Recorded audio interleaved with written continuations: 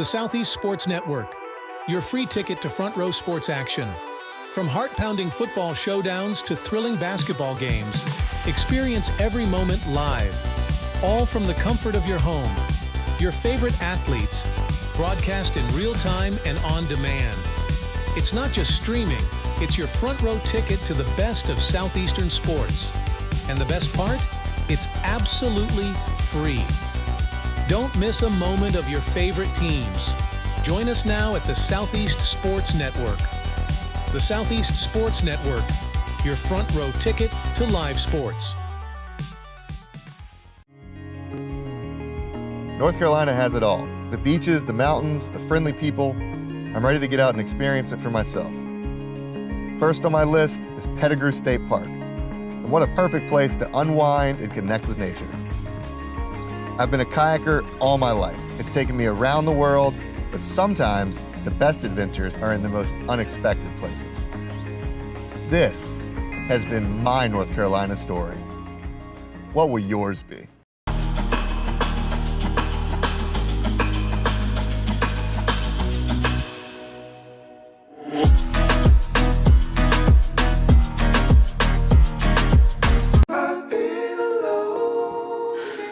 I wonder if you know that I want the best for you. I know you're going through a lot. I wonder if you know that the big homie needs help too. You can't just rebound from everything. I know you've been grinding. Let's go, let's go, let's go. But how long will you fight solo? I wonder if you know that we can get help. I wonder why we waited so long.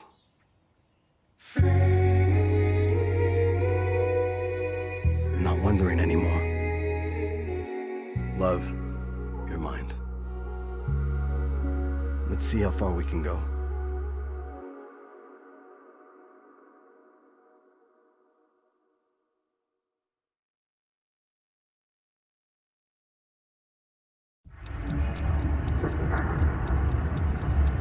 Some might ask, what's the hurry? But if it's the difference between getting McDonald's breakfast and settling for a Big Mac, well, run like the wind.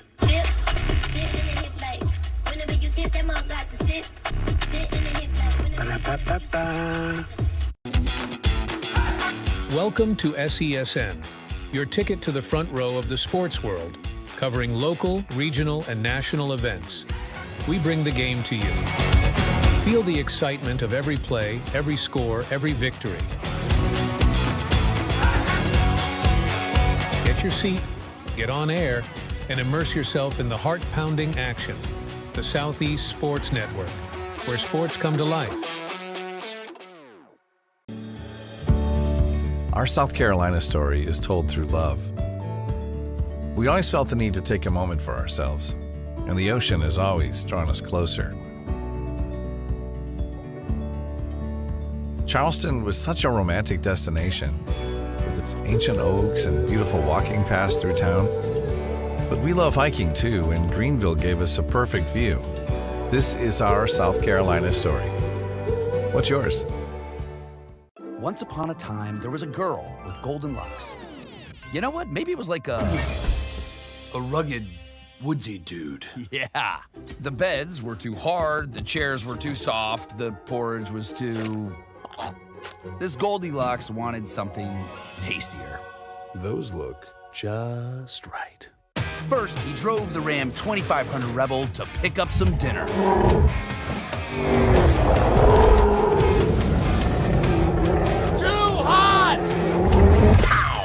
Some really big dinner. Tastes like chicken. Next, he took the Ram Charger deep into the woods to flex his artistic muscles.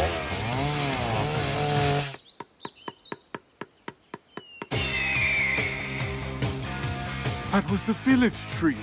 Then, completely abandoning the narrative, he fired up the Ram RHO for a little joyride. Time to jump a volcano.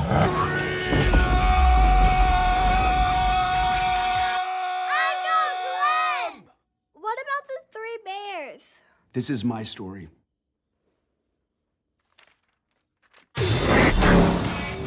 But yeah, the Bears were there.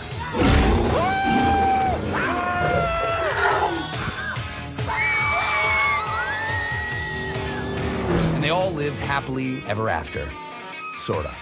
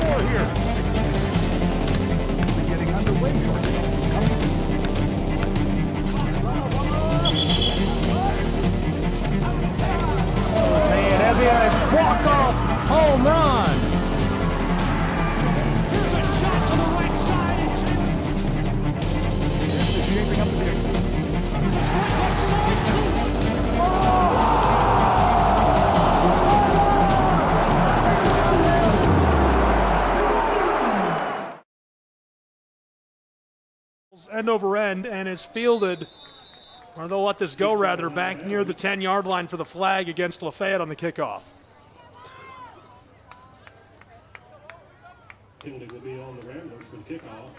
That's the first one he's kicked out of bounds all season.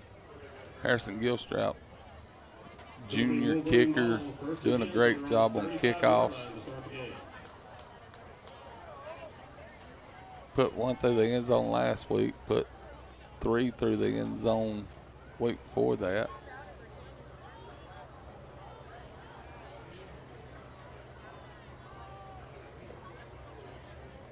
So Dade County will take over from their own 35-yard line, driving from right to left. Wolverines man in the shotgun. It's Garmany who tosses this, and it's incomplete. 2nd down and 10 as this one sails. I got to go watch the JV game last night. And shout out to Bryce Pinson. I mean, he was on both sides of the ball, and now they got him out here starting tonight.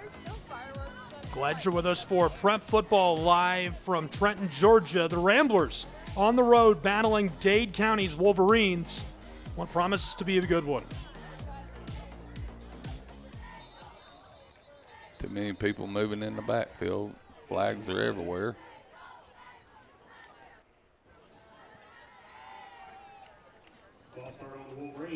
And as you can hear, that is a false start against Dade County High School. They're going to move them back 5 yards after they jump back to their own 30-yard line. They're on the close hash marks, working from right to left. And these are two teams that have started the season very differently than a year ago. We're at Magic Morgan Stadium. Dade County 0-2, Lafayette 1-1. Here's a long bomb down the sideline, nearly intercepted by the defensive back as Maddox Torbett sees that go just off of his fingertips.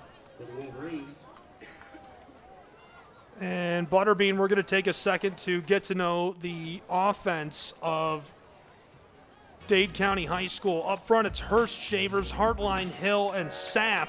On the offensive line, the tight end is Windsor. The receivers, Dubel, Christensen, Russell.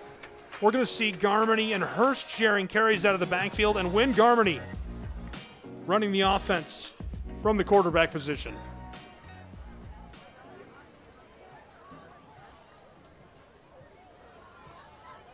3rd down and 15 now for Dade County. Here's the snap. Win Garmany headed to the far sideline. Can't quite make it to the hash marks as he cuts it back towards the line of scrimmage and is tackled for no loss. It's 4th down and 15 from the 30-yard line of Dade County's Wolverines, who have the ball. The defense is moving, the line's moving a whole lot better tonight than last week. So I guess they went back to the whiteboard this week and worked on the small things. Punt is away. Sailing downfield, Lafayette fields this at their own 30 from left to right. Here goes the return man, Bryson Cleghorn, who's across the 45 and out. They'll mark him at the 48-yard line of Lafayette High School. So a lot of work to do, but really good starting field position. Probably the best to start a game we've seen for the Ramblers this season.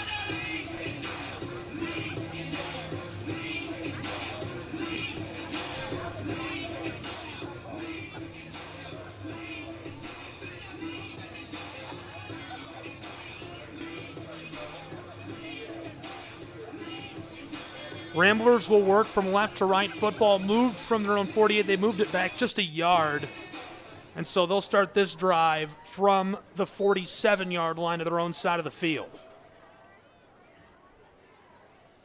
Ramblers, it's a pitch to the right side. That's the close side of the field. Cleghorn fighting his way up into a pile of blockers as he goes down after a gain of 3 yards directly on the midfield stripe at the 50. Looks like we got Dax Edwards back this week after getting hurt last week and had a true freshman backup come in. Did a great job, but Dax, glad to have him back. Yeah, I agree. Layton looked good, but Overby obviously know Dax Edwards, and after this snap, we'll get to know the offense of Lafayette.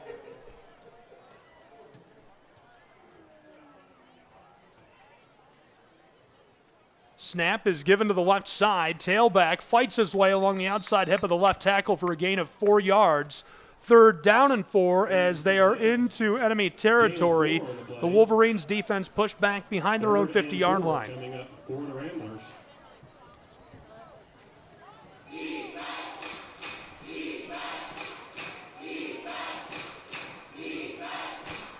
Home crowd advantage, as you can hear. They are pumping the defense chant into the stadium and trying to fire up the Wolverine crowd at Magic Morgan Stadium. Ethan Thompson has installed that spread wing tee the Ramblers are running out of it. 3rd and 4, they're just over the midfield stripe. Here's the give directly up the gut. Big guy plows forward for 2 yards, then shoved backwards. Nowhere to go against a swarm of Burgundy in Trenton. There was no hole for him to run through right there. I think they brought everybody from Dade County in on that play. I agree. That was a great job defensively, swarming the tackle box. They saw that coming even with the trickeration. Offense for the Ramblers, the big guys up front are McClure, Patton, Rapier, Bradley, and Sane. The receivers, Centellin, Williams. Tight end is Rayburn. The running backs, Cleghorn, Harris, usually splitting carries, and Edwards back at quarterback this week for the Lafayette Ramblers, as they have decided to take that offense off of the field, of course, as soon as I introduce them, and they're punting it away on 4th and 2. Looks like a fake. Coming to the close sideline, it's Javen Williams, 45, right near the line to gain. It couldn't be closer as he's caught and driven backwards. I think that might be a couple of feet short, Butterbean. Yeah, it looks like about a foot. Man, that was a good try, though. Turnover on downs is the initial call, and indeed the white cap referee says yes, this one is going the other way. So it is 1st and 10 for the Wolverines of Dade County as they will drive right to left from their own 44-yard line. And we didn't get a chance to meet the defense of the Ramblers last time around, so let's make ourselves acquainted with Lafayette's high school's defense. Up front, it's the big guys, Patton, Logan, McClure, and Bradley. The linebackers are Huggins, Inglis, Franks. Defensive backs, Ridley, Torbett, Cleghorn, and Arthur. Here's the give to the far side. Outside hip of the right tackle, and this one goes for a nice gain. 1st down yardage for Dade County and the Wolverines. They might spot him a foot shy. What do you think? Yeah, it's about a foot. Well, nope, they give it to him. 1st and 10, Dade County Really nice gain to start the drive for this offense. Win Garmony, the sophomore. Trips left for him. That's the close side for us in the press box as the Wolverines are working right to left. From the 46-yard line, and this is blown dead before Garmony can toss it away. I like what was coming together there. He had the senior Nate Hurst on the close side of the field, connected with him, and it's blown dead before he can get to work. And they had the numbers. They had 3 wide receivers with only 2 corners over here.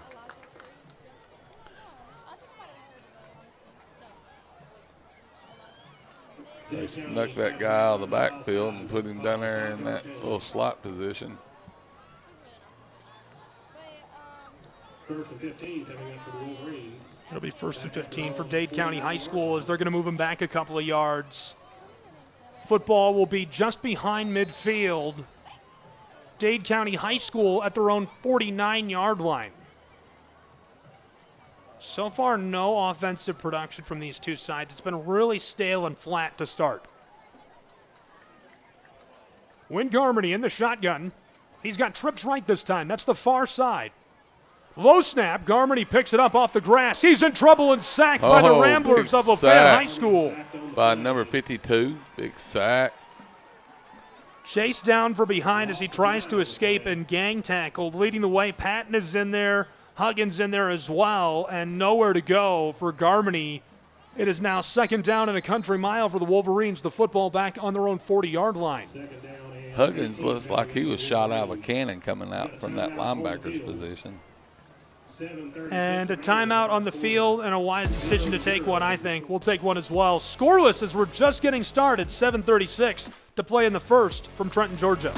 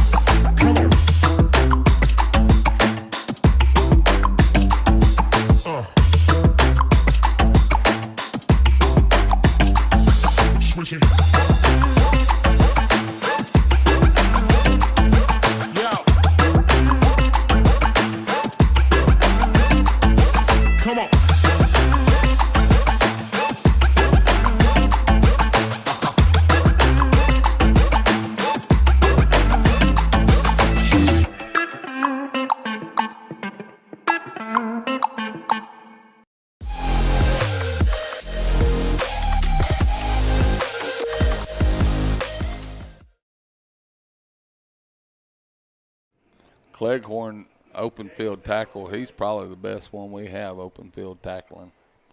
Drops his hips, fires right through, hits low. Cleghorn was 2nd team defense for AAA Region 7 in the 2024 season, back with a vengeance for the Ramblers as a senior.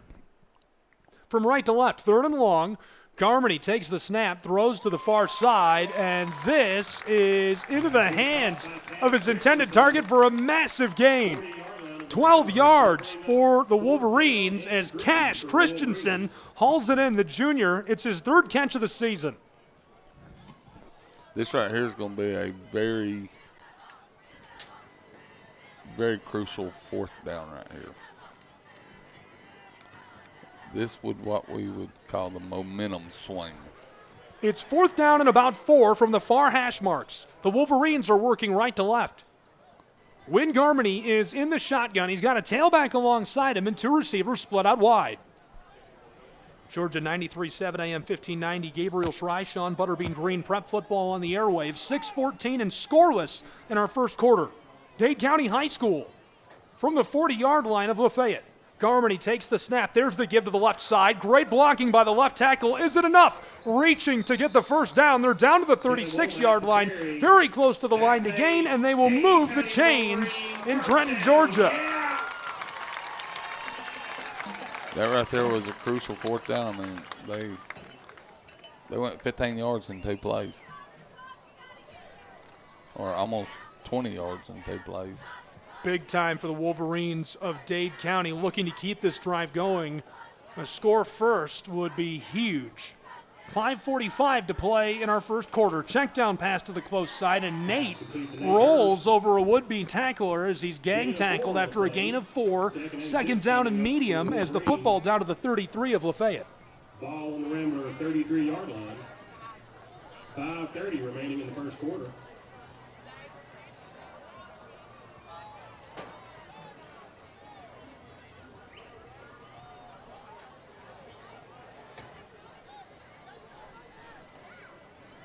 Dade County.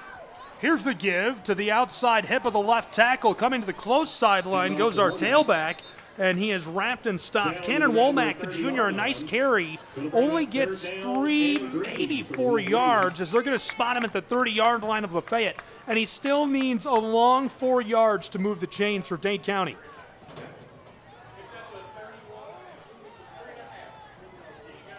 I tell you, Dade County's got a lot of moving parts to their offense. There was guys moving around, hitting people that normally you don't see. There's the snap, give to the inside, rolling forward, and it's enough to move the chains. Right between the guard and center, easily plowing distance forward. Hardline and Shavers move that defensive line and create enough space. They part the sea to move the chains for Dade County High School. It's 1st and 10 down just outside of the red zone. I tell you, Dade County, they're hitting their holes, and we don't have nobody there. That's how they're getting most of their yardage right now.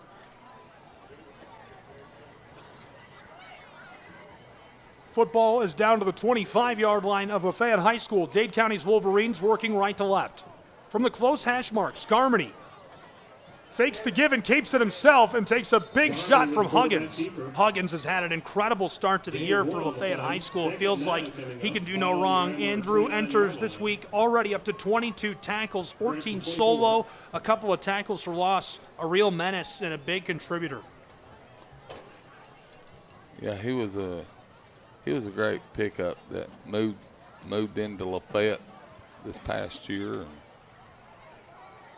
with that tornado going through Chattanooga, tore up his school, and so he was moved to Lafayette, and he's been a great asset at our linebackers. Garmery to the left side on the give, and this is a gain of a couple, just shy of the 20. At the 21-yard line, Cannon is dragged down, so it is 3rd down and a long medium, needing about 6 yards to move the chains.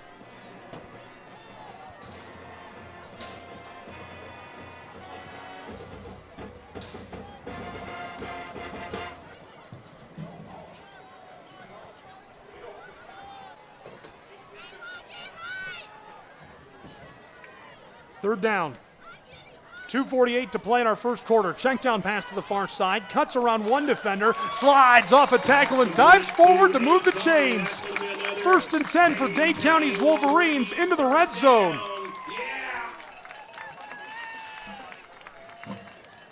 He was bouncing around there like a pinball machine. That was a great carry. Catch and run. That's the other Garmany. H. Garmany gets a hold of the ball. Already over 200 yards this season between catches and carrying the football. This time he just makes a couple of moves and gets the yardage he needs. W. Garmany takes the snap and throws it for some nice short yardage. Makes it 2nd and medium down inside of the 10-yard line of the Ramblers. And Dade County threatening to score with 2:12 to play in our first quarter. And that quarterback had some pressure on him. You had Huggins about to be hanging right on his back, and he got that ball out right in time.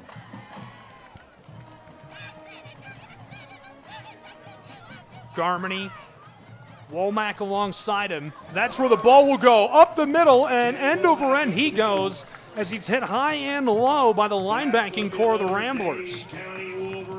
Nice job getting to the ball by Lafayette High School's Ramblers. But it makes it 1st and goal for the Dade County Wolverines, who are threatening to punch this home. Looks like the Ramblers defense has got their heavy package out there. Try to do a goal stand right here.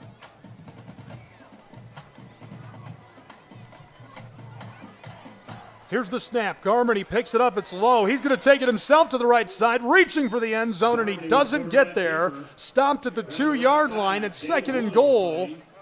They go from close to the near side hash marks towards the far side before Dade County is stopped, and they're just 6 feet from reaching the end zone with 70 seconds to play in our first quarter.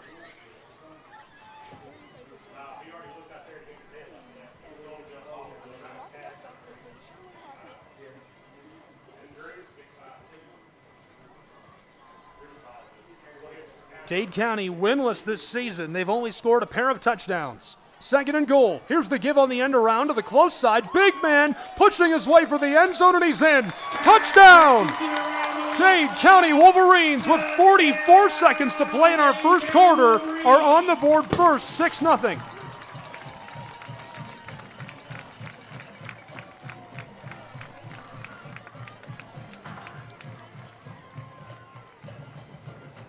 Nice start to the day at home for Dade County High School's Wolverines. Getting out in front early. They needed that momentum. They've yet to win a game this season.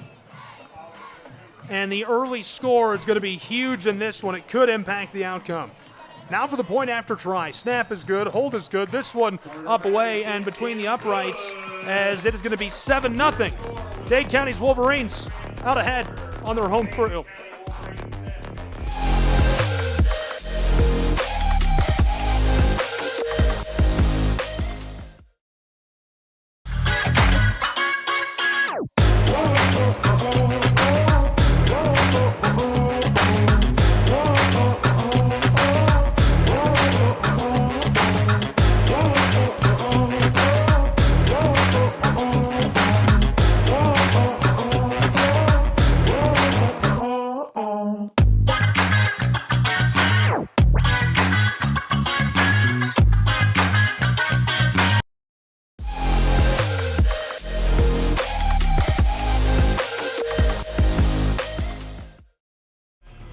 It's 7-0 in Trenton, Georgia, as the Wolverines of Dade County High have jumped out to an early lead, 44 seconds to play.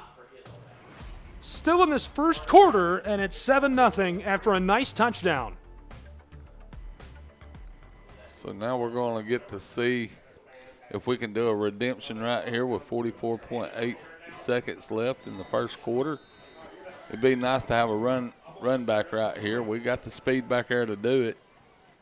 Little pooch kick. And Cleghorn fielded it and got about 3-4 yards off the run.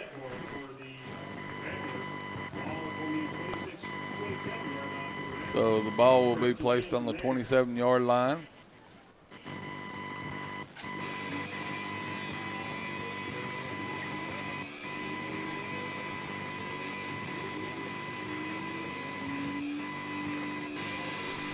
Get them, get the guys out here on offense and see if they can't get something going right here.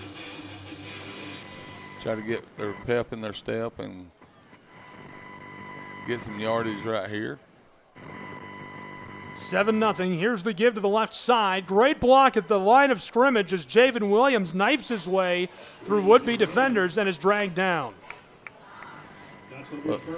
Looks like an 11-yard carry right there by Javen.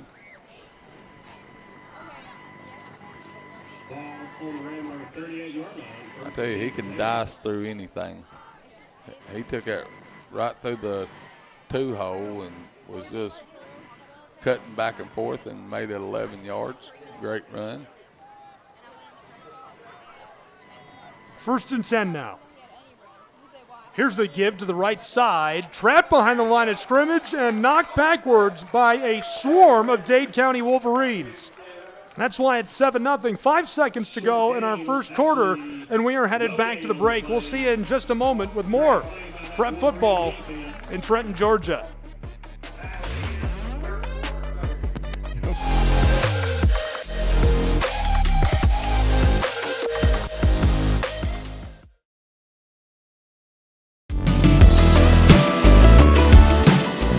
Want to watch your favorite Southeast teams in action, we've got you covered. Stream live games and highlights on YouTube, Twitch, Amazon Fire TV, Stream TV, and more.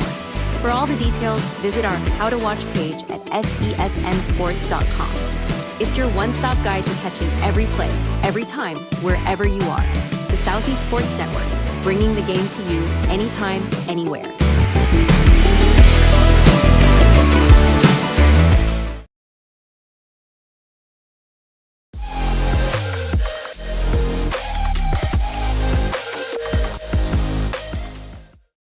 They are out ahead after that nice touchdown, 7-0. The Ramblers looking to respond on the road. They've got the football back after a couple of slow drives to start the game. Now it feels like we're due for some action in this second quarter. Second and 10 to start the second quarter. Yeah, Dade County, it didn't phase them being that, second and 25, and they got that first down, and then they just finished the drive. Here's the give right up inside, and Lynch is able to drive his way forward for a gain of 5 yards. Makes it 3rd down and medium as the football goes right up the gut to the 44-yard line. Still needing a long 5 as we've got a player slow to rise. And so as medical staff takes a moment to check on him, we will step aside and return again in a moment. 7-0 as we enter the second quarter. Dade County out in front.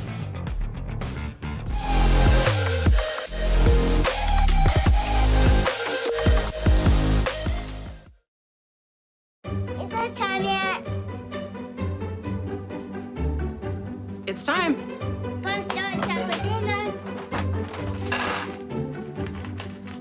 Oh, terrific.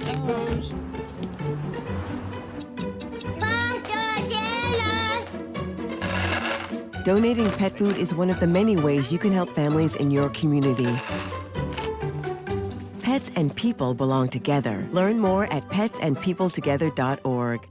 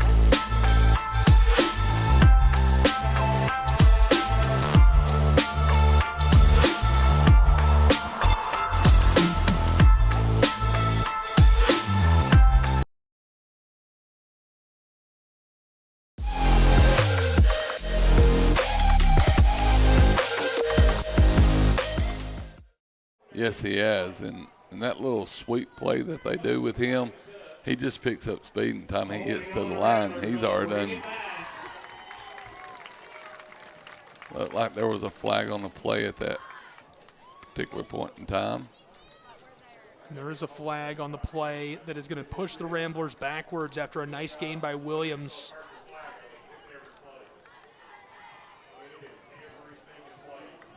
And that one goes against the Ramblers indeed, as our Whitecap is going to push them all the way back to the 40-yard line of their own side of the field. They had crossed over the midfield stripe and made it a 1st and 10. Now they're going to have to do all that again as it's 3rd and long for LaFayette. And he only had one guy to beat. If we wouldn't have picked up a flag and he could have got a good block on that last guy, he would have been to the house because they had blew past everybody else.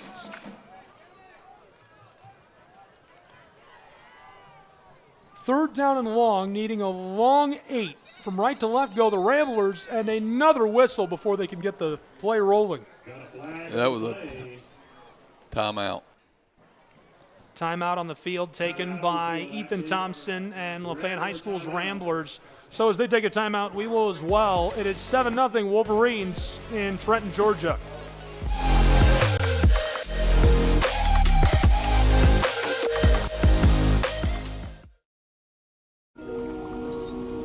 worried about Mom.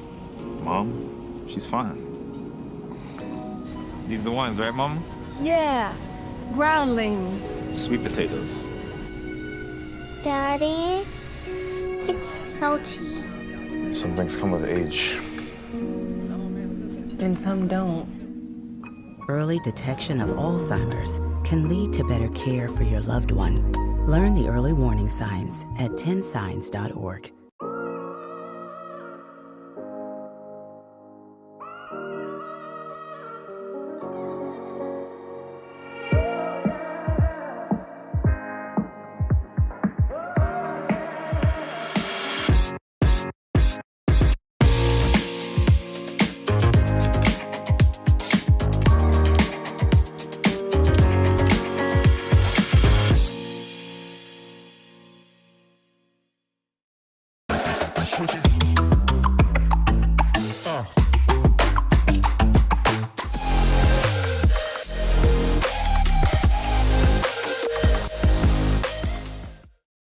I'm telling you, I didn't see it. We're going to have to catch that one in film. LaFayette comes out of the timeout, gets to the line of scrimmage, and throws it immediately over the top. It's caught for a big gain. 1st and 10 down deep into enemy territory as we are moving quickly. Hang on, buckle your seatbelt. Cleghorn, give to the right side, over the 20, and he's trapped and dropped after a gain of 4. It'll make 2nd down much more manageable with 10.5 to play in our first half between these two sides. 2nd and 6 coming up for the Ramblers. I tell you, this little Dade County defense, they got some pop in them. And they don't back down. But that was a good run by Bryson. Cleghorn is at wing back on the close side. Dax Edwards, a tailback behind him. Edwards hands it to the left. Walden pushes his way up inside, driving his legs very close to the line to gain as it's going to be 3rd and short down in the red zone over the 15 to the 14-yard line of the Wolverines as Lafayette threatening to score with 9:50 to play in our first half. And at this point in time, if they can just get a first down, get everything working, get some confidence in behind them, I think this is going to be a barn burner like we called at the very beginning. Edwards under center. Dax on 3rd and 2. From the far hash marks, working right to left. Fakes the give to Tuscan Walden. Edwards keeps it himself, has a lead blocker. 1st down and more as he's driven backwards. He'll put the ball all the way to the 9-yard line, so it's 1st and goal for the Ramblers of Lafayette with 9:12 to play in our first half. You know, that was just a textbook run by Dax, too. I mean, got right behind his blockers and stayed behind them. He didn't try to outrun them. He just stayed right behind them and made the first down. Really nice looking carry by Edwards as the Ramblers make it 1st and goal down inside of the 10-yard line of the Wolverines of Dade County. They trail 7-0 to Dade County. Snapped, given inside, running the spin move and nowhere to go for Cleghorn, who comes from the wingback spot and takes the give. 2nd and goal from the Wolverines 6-yard line. Gained just a couple of yards.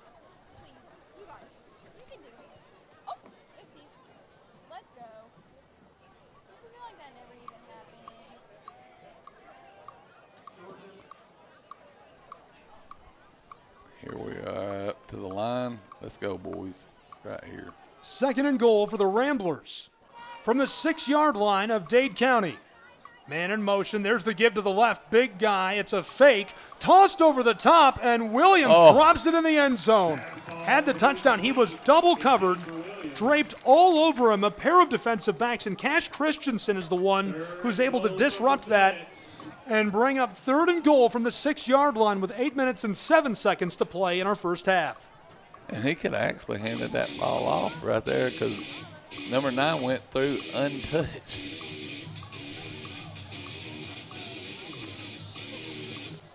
This first half has flown by. 8 minutes, 7 seconds to play. It's 3rd and goal from the 6-yard line.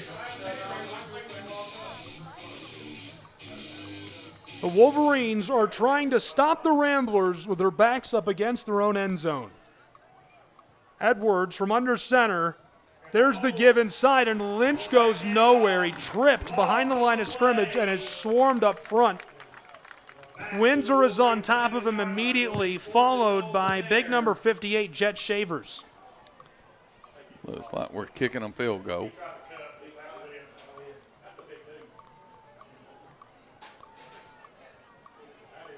The old grass monster grabbed his feet and knocked him down right there at the line of scrimmage.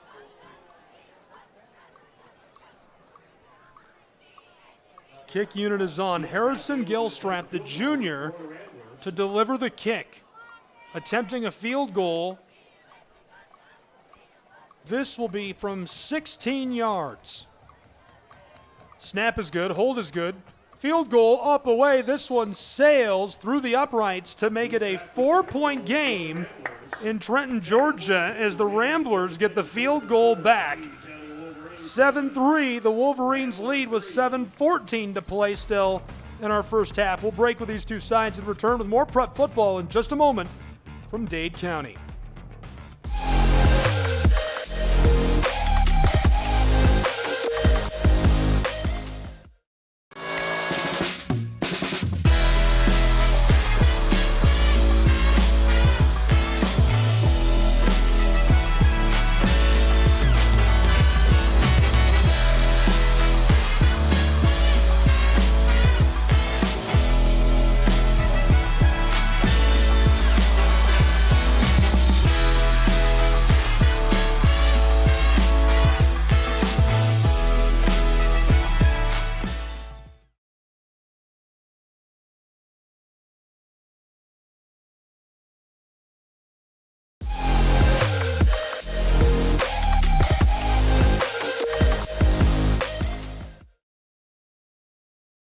In this one, as the Ramblers able to get a field goal back, make it a 4-point game. They're going to boot this away.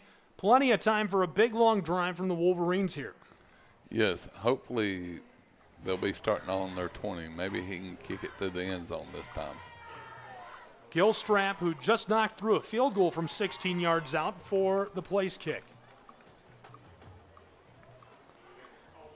And they've got 3 guys back there to run it back. 3 returners back deep indeed for the Wolverines. Gilstrap, the onside, rattles by, and this one's still loose as the Wolverines slide onto it between their own 35 and 40. A good recovery, staying with the ball and staying calm in the face of the Rambler kick team. And the bad part about it is LaFayette touched it. It just ricocheted off his hands, and the Wolverines picked it up. That would have been a great.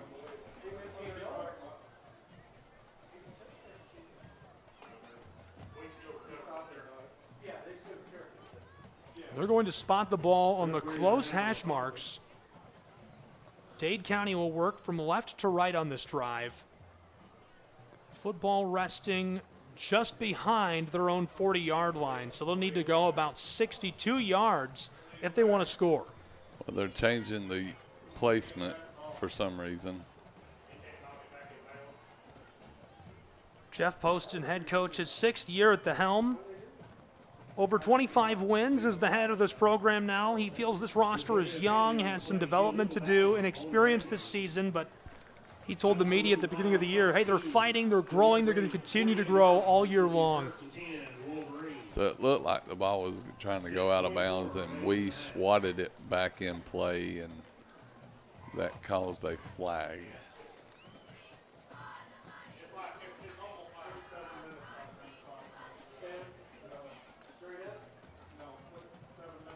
We need a turnover right here. We need to get a fumble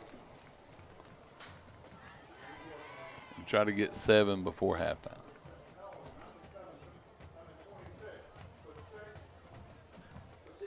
They've moved the football. I'm not sure where they're going to put the football. They've moved it a couple of times. It's supposed to be on the 46. You know, I've said it once, I'll say it 100 times. I'm a big fan of taking your time and making sure you get the spot right, you get the call right, you get things right. And that's what this officiating crew is doing. They're getting it right. 6:31 on the game clock in a 4-point game, 7-3. Give these guys a second to get this right, and that's exactly what they're going to do. The football spotted at the 47-yard line of the Wolverines side of the field as they will drive from left to right with prime field position, just 53 yards from the end zone with 6.5 to play in our first half, and they lead by 4. Garmany from in the shotgun and blown dead immediately by our Whitecap. Something's wrong with the clock. Should have 6:35 on it. 6:31. 6:31 left in the second quarter. Dade County is just right at almost the half field marker. Be nice for LaFayette to get a fumble right here. And we've got the defensive people to do it. LaFayette's got a great defensive lineup. Hagan English, Andrew Huggins, Logan, McClure, Bradley. You look at the backs. Cleghorn, Torbett, Ridley, really coming into their own early in the year. 7-3, 4-point game. Dade County ready to run a play from their own 48-yard line. From left to right go the Wolverines on the far hash marks. Garmany in the shotgun, tosses a laser over the middle, and it's knocked away by the Ramblers of Lafayette. A good-looking pass intended for Cash Christensen goes through his hands. He's disrupted by a pair of defensive backs that Lafayette's got out there. Really good look for Torbett, who is all over him. Torbett gets help from the Mike linebacker, Hagan English, as well. Oh, yes. They had about 3 people around him right there. Wolverines will try again. It's now 2nd and 10 from their own 48-yard line. Dade County High School in the lead. Here's the snap. Garmany tosses this. It's complete. Just outside of the hash marks on the close side, the Wolverines man is dragged down just shy of the line to gain. They're moving him forward now, and that could move the sticks. Yes, they'll make that a 1st and 10 as Harley Russell is able to drag that just over the line to gain. That was a very gracious spot. Ball on the Rambler 42-yard line. 6 minutes remaining in the half. And just to let the people out there know, if you're not getting to see the game, it ain't that Lafayette's defense ain't hitting. Dade County is just running right where we're not. Wolverines 1st and 10 from enemy territory. Just behind the 40 at the 42. The handoff to the close side and the give creates no space. I like the look. I like trying to draw Lafayette out of position there, but Womack has nowhere to go. He can't stick that up inside. He just keeps trying to string the play out to the close side, and he's trapped and sent out. 2nd and long. 5.5 to play in our first half in a 4-point game. I mean, the defensive coach has to be, happy with Lafayette. I mean, all 11 guys are going to the ball. I know it ain't showing it on the scoreboard. Garmany, a check down pass to the left is incomplete, in and out of the hands of his intended target, H. Garmany. 3rd and 11 coming up for the Wolverines. And I tell you, we've got some fast corners and fast free safeties, and our linebackers are fast. But the one thing I like seeing is we got fast linemen. I mean, they're running down the line, making plays. 3rd down and long for the offense of the Wolverines. Garmany in the shotgun. Working left to right, 5 minutes to play in the first half. Win Garmany in trouble, evades a would-be sack. Tossed from the midfield stripe deep down the close sideline. And the flag, pass interference thrown against the Ramblers down inside of the 10. And I think that's a worthwhile decision by the Rambler defensive back there to go ahead and grab at Cash Christensen because you're risking a wide-open touchdown. But really, the flag shouldn't have been thrown. Both of them was grabbing, but the last person gets caught, gets thrown. So the football will be way downfield. They're going to move him halfway to the end zone.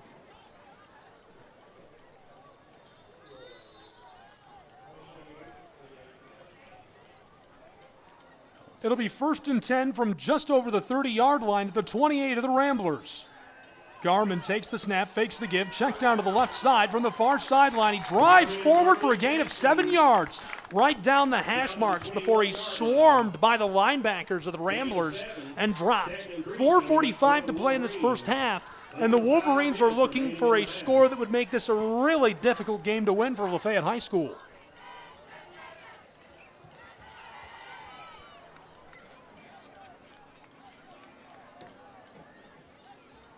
With the amount of time we've seen these two eat up running this offense, the way this first half has gone, the Ramblers cannot allow to afford Dade County to score here. Check down pass to the close side. No whistle, scooped, and now blown dead by our official. For a moment, looked like a live ball in the hands of Bryson Cleghorn, who would have been free 70 yards to the house. Instead, incomplete pass.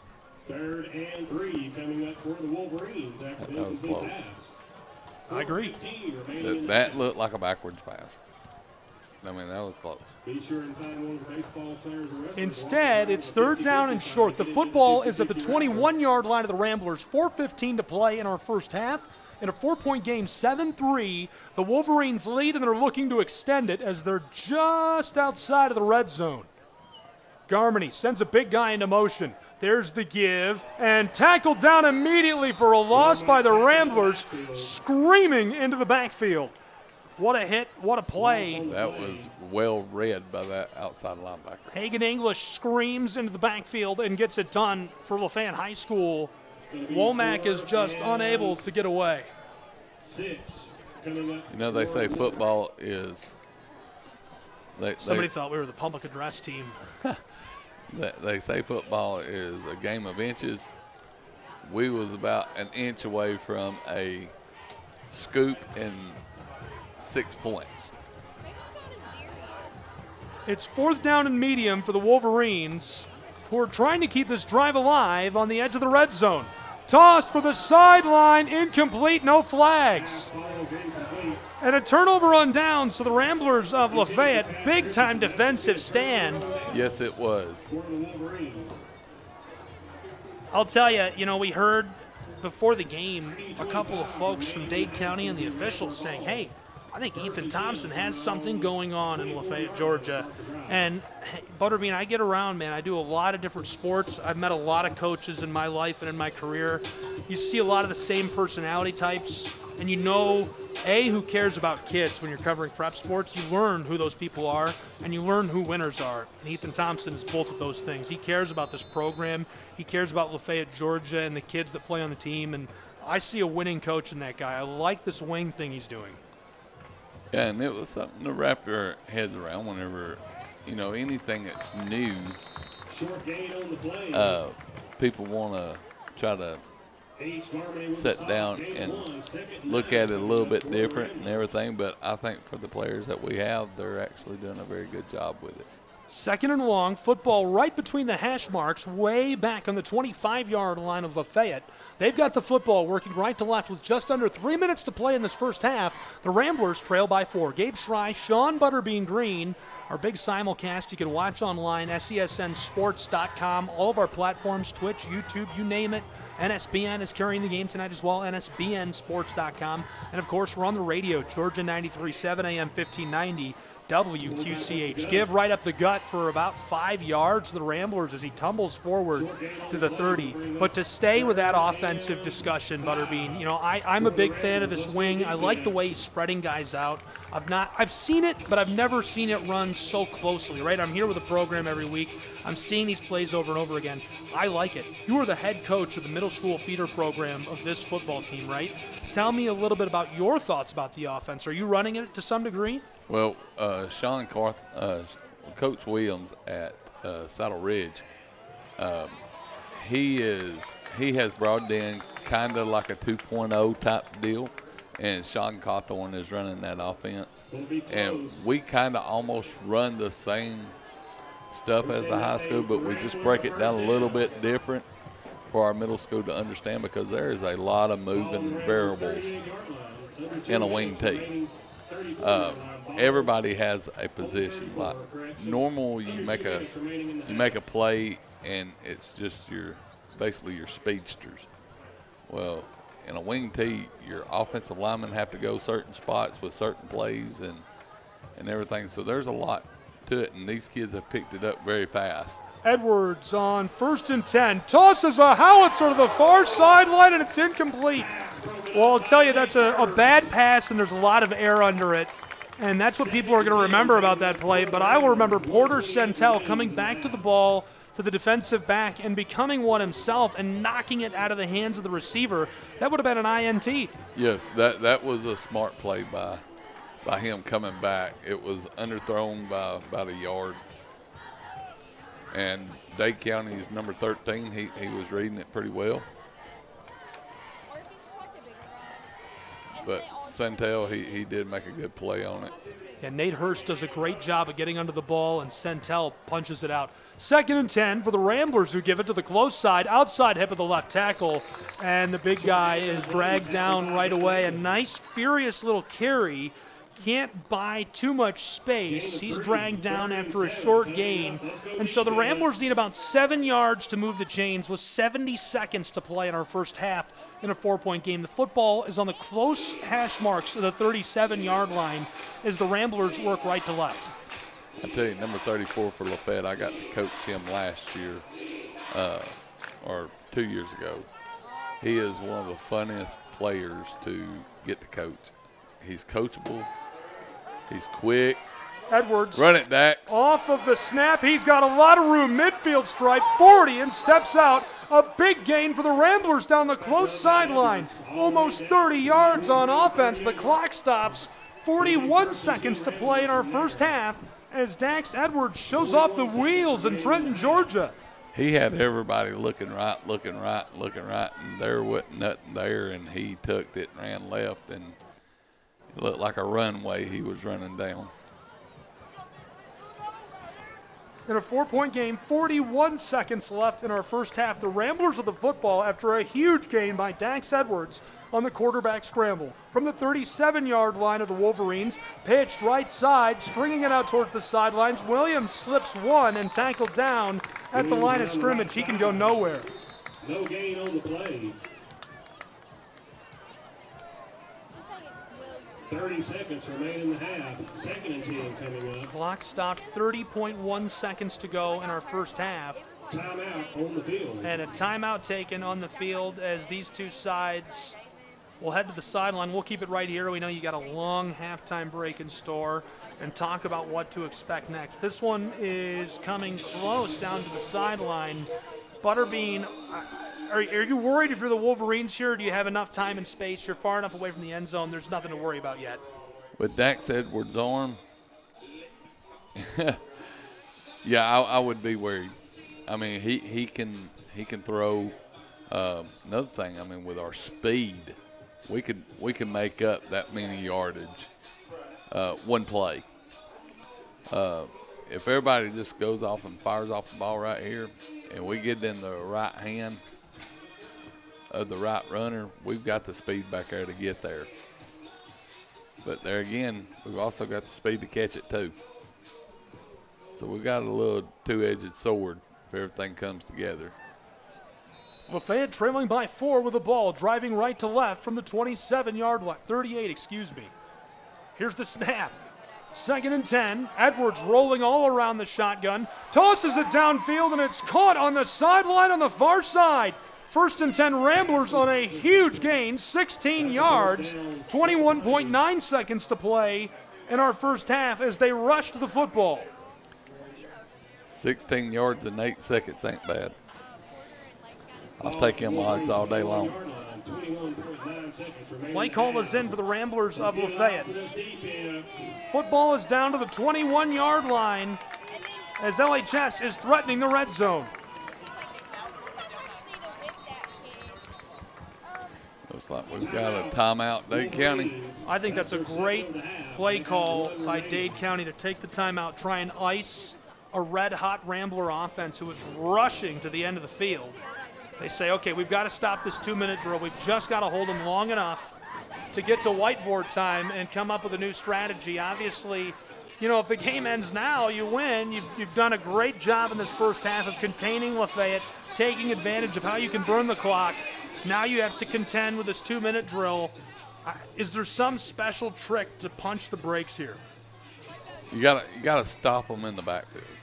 I mean, that quarterback, he's not throwing it far, but he's throwing it to guys that are getting open to catch it, and it's just, and then they'll do a run play in there, and it just eats the clock. So now you're fighting against two variables right here. You're fighting against the team and the clock.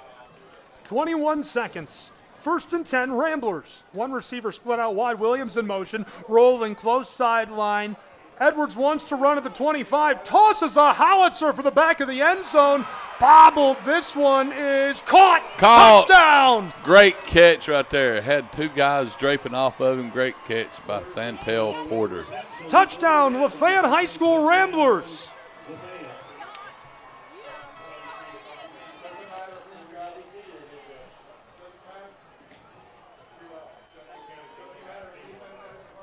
And so Lafayette jumps out into the lead with seconds to play in this first half with an incredible score. Now for the point after try. This one sails up, away, and through the uprights. And the Ramblers are in the lead with 11 seconds to play in this first half. It's 10-7 Lafayette High School. And that is a momentum change right there. It's always great to go into halftime up. But like you said, got to get on the whiteboard, look to see where we're struggling at, and get it fixed. What a touchdown for the Lafayette High School Ramblers to the back of the end zone. And they went all that way on the arm of Dax Edwards. 2 plays, about 20 seconds that they ran that 2 plays in. And went 40 yards. Not bad. Yeah, Edwards looks really, really good on that 2-minute drill drive, and now they just have to play a little bit of contain D. Let the safeties run back deep on this one.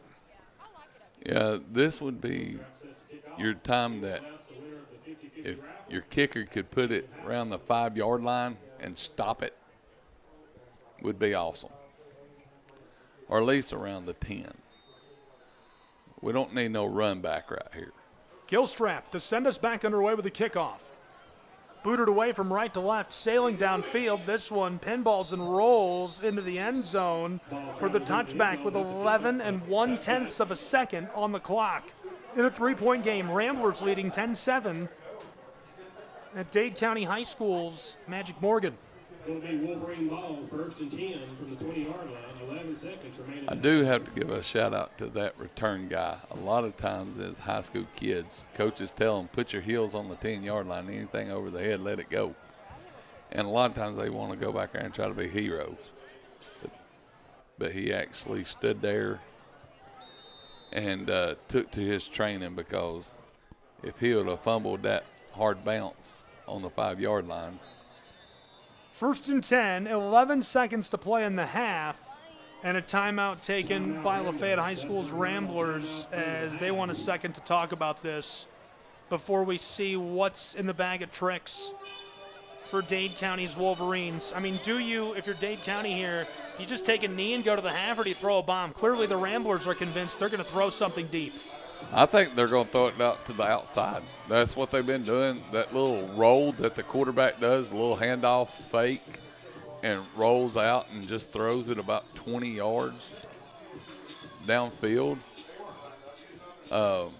But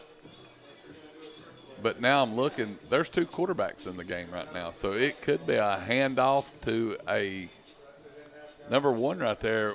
Was playing quarterback for a little bit in the first quarter, and then he's went back out to wide receiver. So I don't think they're going to nail it. I think they're going to try a little trick play right here and see if they can't catch us on our heels. And taking a knee, this will send us to the halftime break between these two sides. 10-7, the lead is in the hands of the Lafayette High School Ramblers. on the campus of Dade County High School after one half of play. Really, really exciting first half. In 30 seconds, Butterbean, what did you think of that first half of action? I think it was high intense, but there's a lot more that they need to work on as defensive-wise and offensive-wise. We just need to clean up things and get it flowing a little bit better. 2 quarters gone, 10-7. The Ramblers lead Dade County.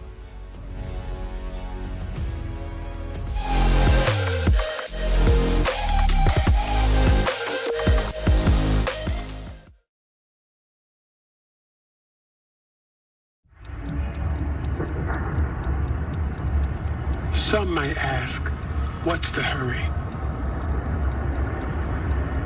But if it's the difference between getting McDonald's breakfast and settling for a Big Mac, well, run like the wind.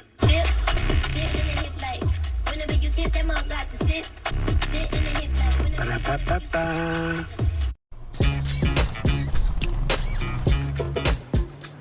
It's like that. Got him and stays fair.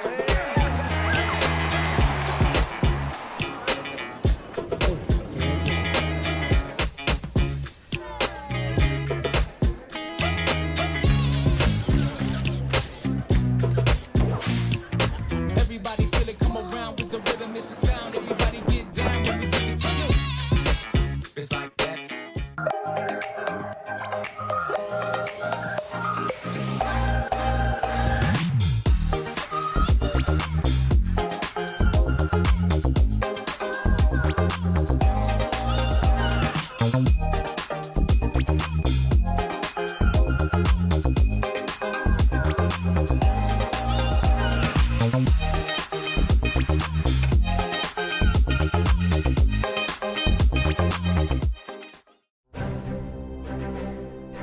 You don't have to wear a uniform for service or sacrifice. Every day, ordinary Americans perform extraordinary acts of courage and selfless service. Please join us in recognizing citizen heroes who have made a difference in the lives of others through their acts of courage and selfless service in communities across America. Nominate a citizen hero today at themedalofhonor.com.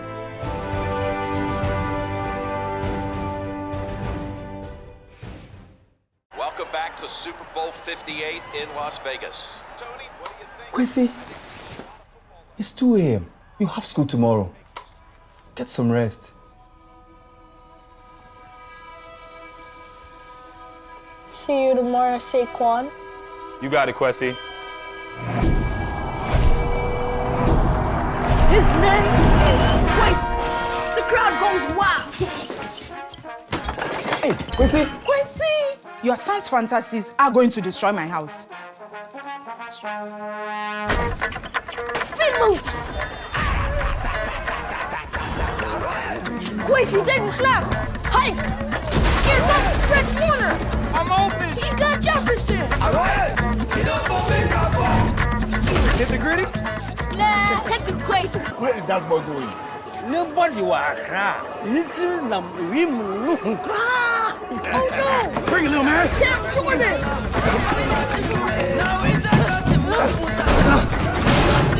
I'll see you tomorrow, Quincy!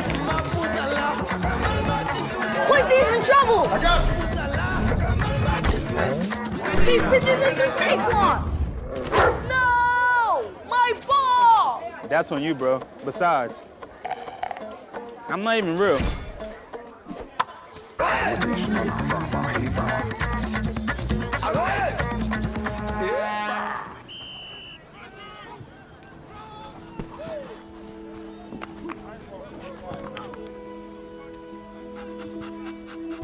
Is this your ball? What's your name? Quincy. Quincy. I'm OC. I know that look. I know that dream. I had the same one. See, Quincy, doesn't have to be a dream anymore. Doesn't matter where you're born, as long as you're born to play.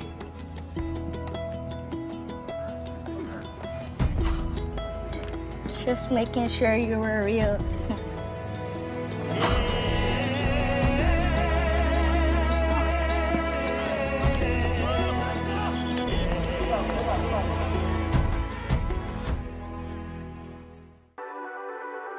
The Southeast Sports Network, your free ticket to front row sports action.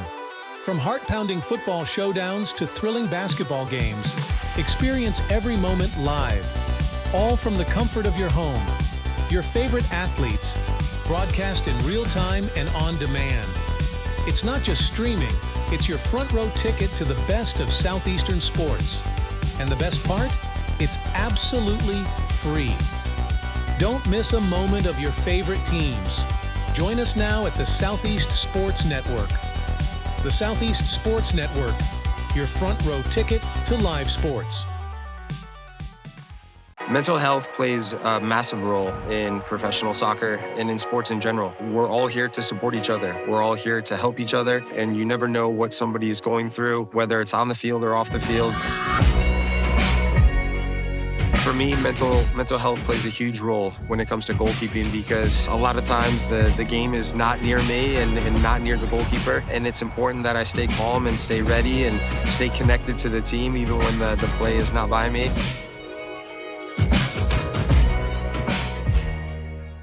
Once upon a time, there was a girl with golden locks. You know what? Maybe it was like a rugged, woodsy dude. Yeah. The beds were too hard, the chairs were too soft, the porridge was too... This Goldilocks wanted something tastier. Those look just right.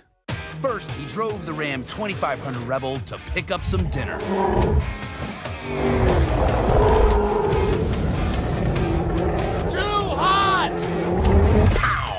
Some really big dinner. Tastes like chicken. Next, he took the Ram Charger deep into the woods to flex his artistic muscles.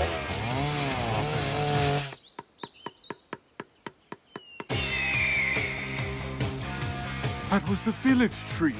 Then, completely abandoning the narrative, he fired up the Ram RHO for a little joyride. Time to jump a volcano.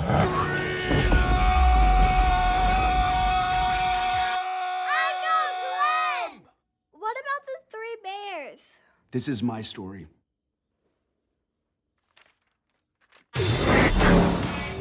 But yeah, the bears were there.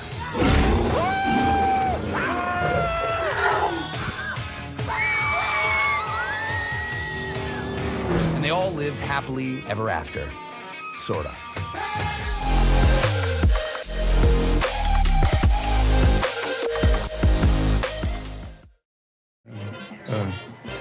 Advertising truck.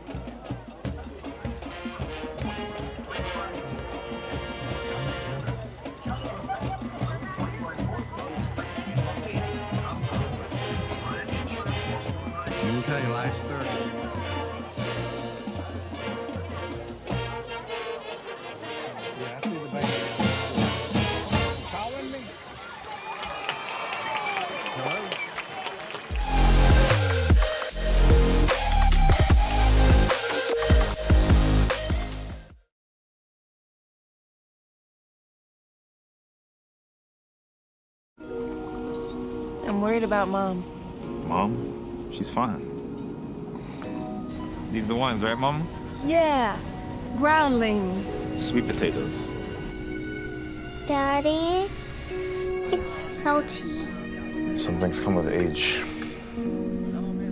And some don't. Early detection of Alzheimer's can lead to better care for your loved one. Learn the early warning signs at 10signs.org.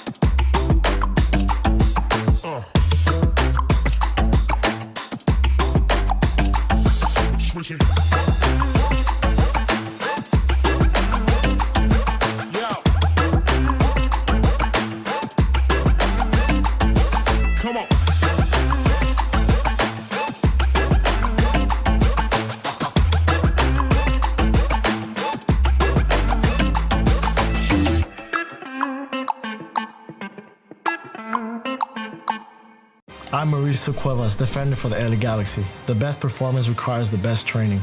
That's why we trust AstroTurf. AstroTurf delivers unparalleled ability, safety, and playability, ensuring every match and session of training is fast and exciting. As a proud partner of the LA Galaxy, AstroTurf continues to provide world-class surfaces, fueling the future of the game.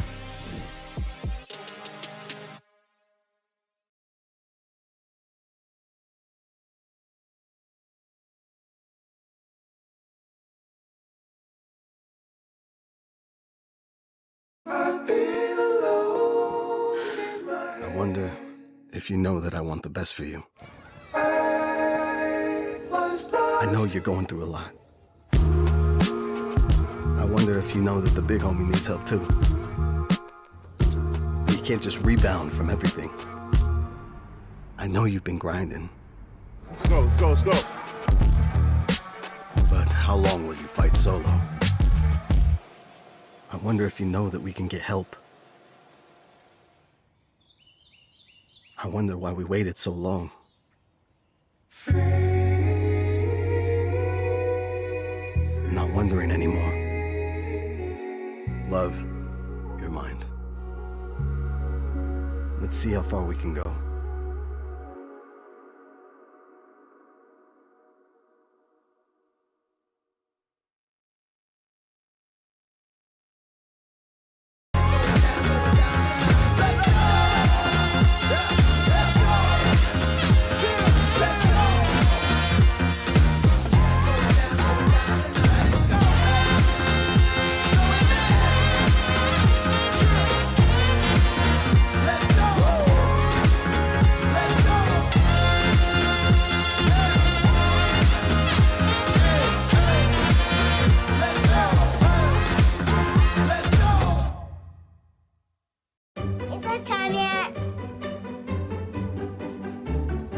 It's time.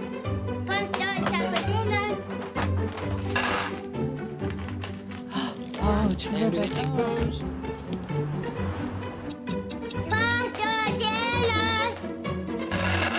Donating pet food is one of the many ways you can help families in your community. Pets and people belong together. Learn more at petsandpeopletogether.org.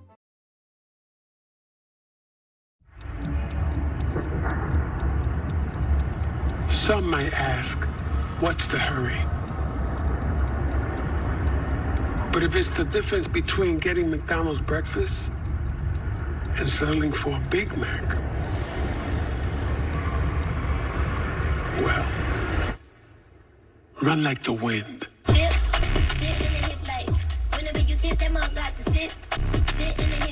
Ba-da-ba-ba-ba.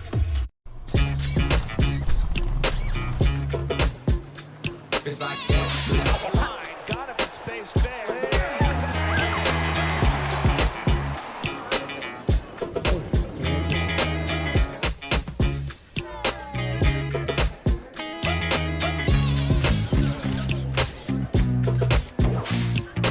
Everybody feel it, come around with the rhythm, it's a sound. Everybody get down when we bring it to you.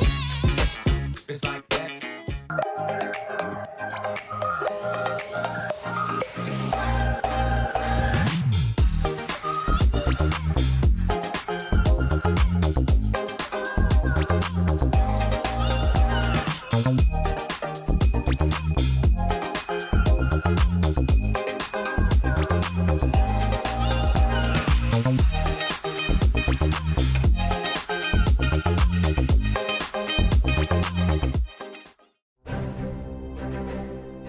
You don't have to wear a uniform for service or sacrifice. Every day, ordinary Americans perform extraordinary acts of courage and selfless service. Please join us in recognizing citizen heroes who have made a difference in the lives of others through their acts of courage and selfless service in communities across America. Nominate a citizen hero today at themedalofhonor.com.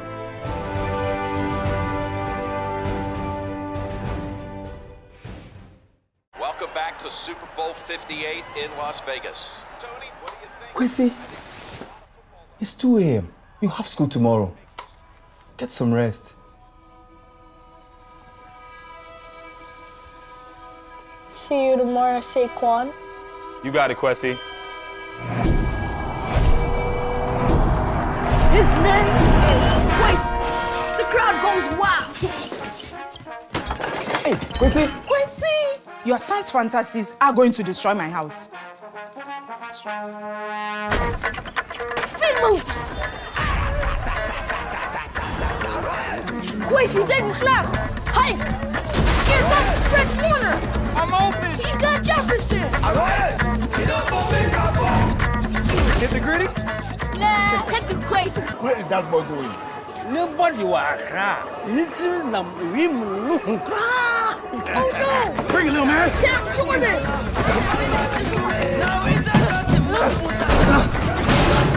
I see tomorrow, Kwesi. Kwesi is in trouble. I got you. He pitches into Saquon. No! My ball! That's on you, bro. Besides, I'm not even real.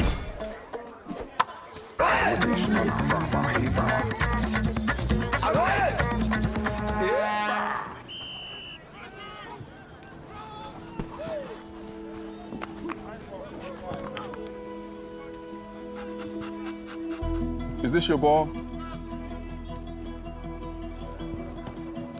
What's your name? Kwesi.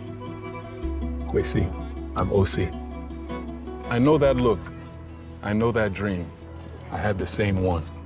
See, Kwesi, doesn't have to be a dream anymore. Doesn't matter where you're born, as long as you're born to play.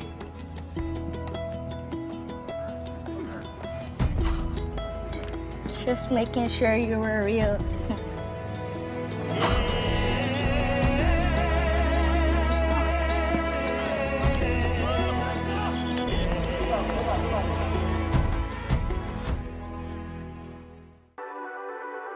The Southeast Sports Network, your free ticket to front row sports action. From heart-pounding football showdowns to thrilling basketball games, experience every moment live, all from the comfort of your home. Your favorite athletes, broadcast in real time and on demand. It's not just streaming, it's your front row ticket to the best of Southeastern sports. And the best part? It's absolutely free. Don't miss a moment of your favorite teams. Join us now at the Southeast Sports Network. The Southeast Sports Network, your front row ticket to live sports. Mental health plays a massive role in professional soccer and in sports in general. We're all here to support each other. We're all here to help each other, and you never know what somebody is going through, whether it's on the field or off the field. For me, mental health plays a huge role when it comes to goalkeeping because a lot of times the game is not near me and not near the goalkeeper, and it's important that I stay calm and stay ready and stay connected to the team even when the play is not by me.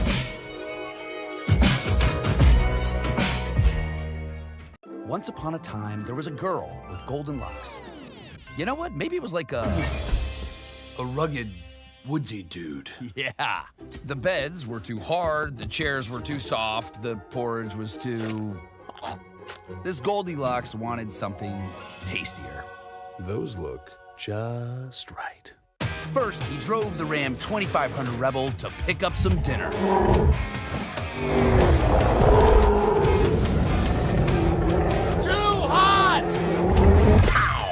Some really big dinner. Tastes like chicken. Next, he took the Ram Charger deep into the woods to flex his artistic muscles.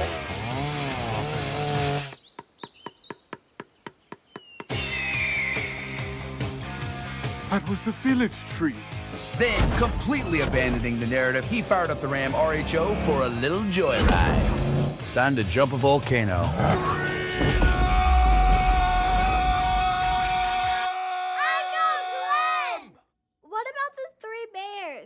This is my story.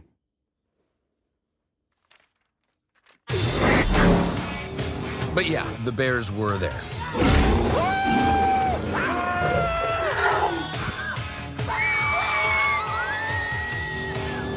And they all lived happily ever after. Sorta.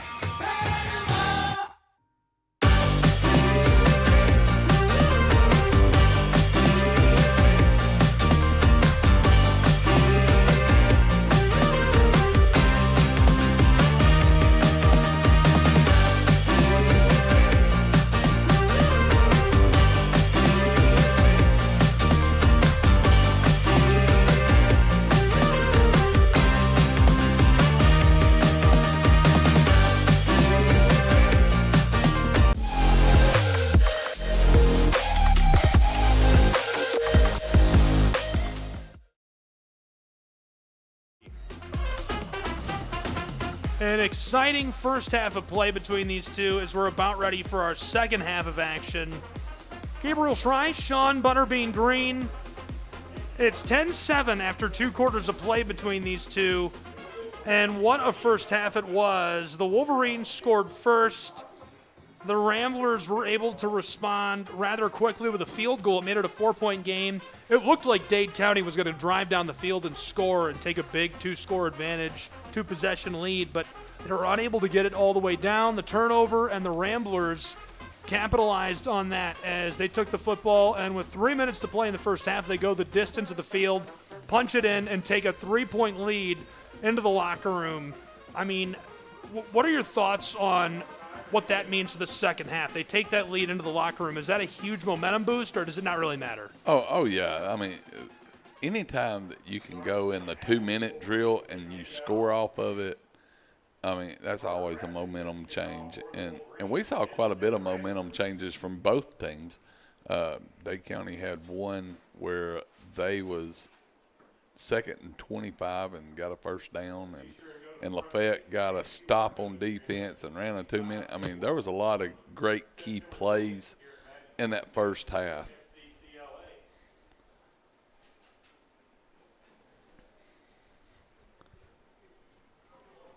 And we're ready for kickoff as this one will go from left to right. The Wolverines boot this back to the Ramblers. Ramblers field this from right to left they go. Football back near the 20, across the 25, down towards the 30. And he's off after a nice little return to start this drive for Lafayette High School.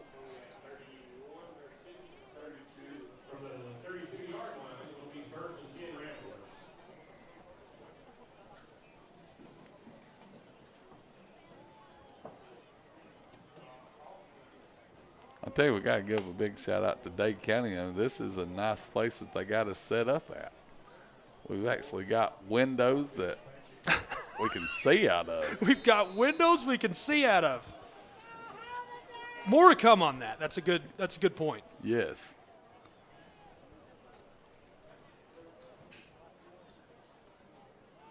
Here's the give for the Ramblers right up inside, and the dive play goes nowhere. He got about 2 yards before getting trapped and is driven backwards.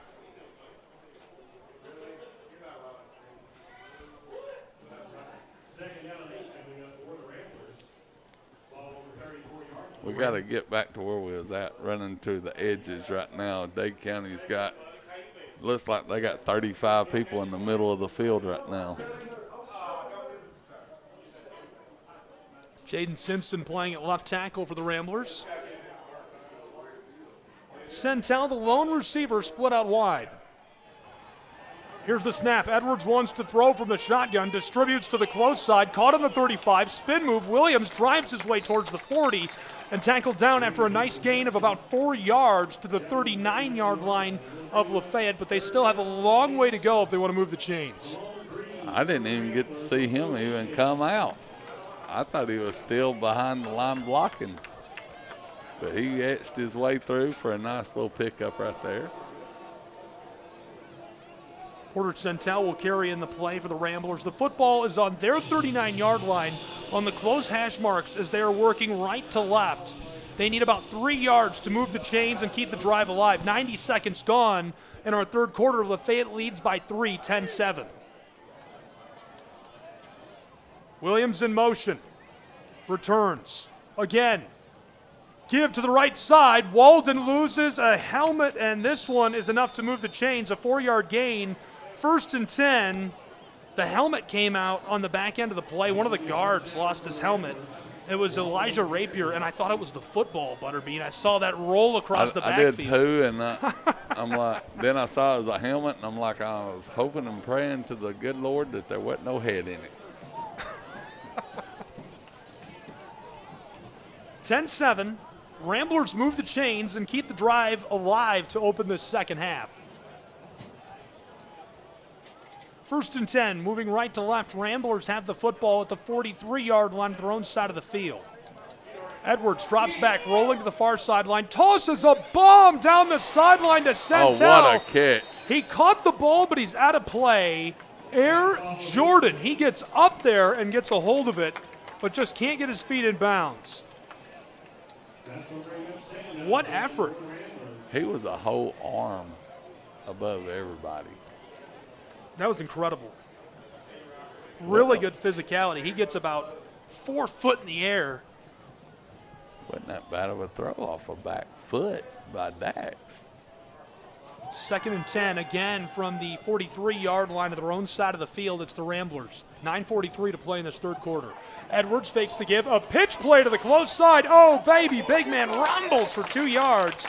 That is a hard-fought 2 yards for Lafayette High School. Nice play right there by Bryson Pence. A little shaking up on that one, trying to shake it off. And the home crowd being fired up by the public address announcer. It's 3rd down and long for Lafayette High School. The football right on top of the 45-yard line. They need to get over the midfield stripe to the opposing 48 to move the chains. I believe we can do it right here with this play. Centel will split out wide to the far side. That's the right for Dax Edwards, who is under center. Tackle box is loaded up. 3rd and long. Snap. Edwards rolling far side, looking downfield, wants to throw. Tosses a rainbow ball deep. That's all defensive backs, and it's batted down by his intended receiver. Great play. Deep downfield, the receiver becomes the DB and knocks it to the turf. That is a clutch bailout by Edwards' intended target. I think it was Landon Rayburn, wasn't it? Number 25.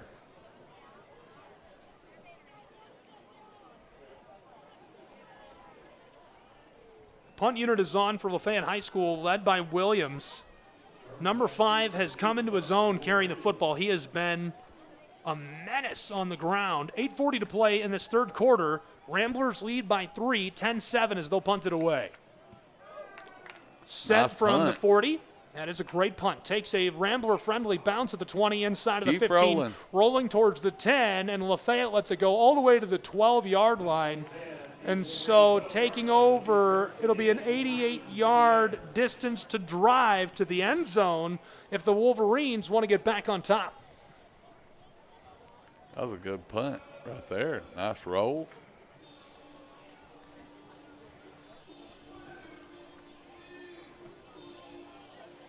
But he did have some heat on him. Dade County did come around off that edge, almost got it. 1st and 10, football on the 12-yard line. Wolverines will work left to right, trailing by 3. Dade County High School with the football in Trenton, Georgia. Very similar formations these two are running on offense tonight. Here's the give right up inside. Tailback trying to smash his way up in there, and he is swarmed in the tackle box. Great effort defensively by Lafayette. It's just too much. Looking good down inside with the big guys leading the way. Ramblers leaning on them a little bit to open this second half. They've got Woot and Patton. So many big bodies down inside. Huggins comes in from the side. Excuse me, I'm sorry. No, sometimes in these games right here, it's who hit the weight room the hardest that week. I mean, you just roll down your socks and hit somebody. 2nd and 8 for Dade County. Garmany, there's a flag down as he checks down to the 10-yard line, across the 15 and tackled down.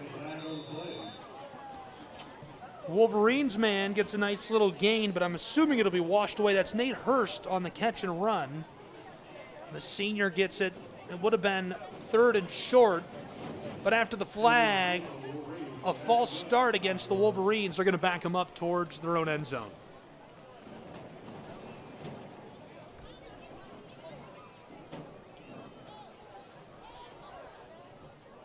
(10-7).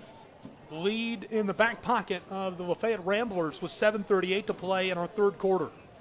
Garmany back into the huddle with a play call. 2nd down and long now. They'll need 13 to move the chains. The football is resting on their own 9-yard line. Dade County's offense being stared down by those road whites of the Ramblers. Here's the snap. Garmany pitches this down the close sideline. It's a battle for it, and it's caught.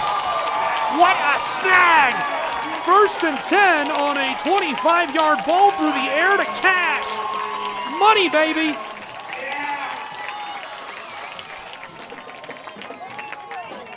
Cash goes up top and is heavily contested by the defensive back. Stays with it, fights for the ball, looks it into his hands. That's a decent pass by Garmany, but the play is made by the wide receiver who has the defensive back draped all over him. First and 10 now from the midfield stripe. The total gain, it's a net gain of 40 yards. Here's a check down pass to the far side. It's Nate Hurst. Tries to slip the first, trapped after a gain of 3 yards, and it's 2nd and 7.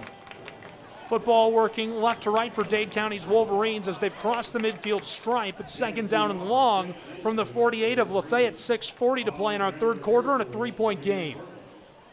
You know, that right there was just big-time plays are made by big-time players, and that was a great catch because our defense was on him. I mean, it wasn't like it was just a passing catch. He actually came down with a great ball. Dade County, a check down again to Hurst. From the midfield stripe across the 45, and the flag hits the turf as he runs through a would-be tackler in Huggins. Looks like that is in the area of holding on a screen. I'm assuming that's called against a receiver alongside him. That's a face mask against the defense. What? Big 3 yardage for the Wolverines.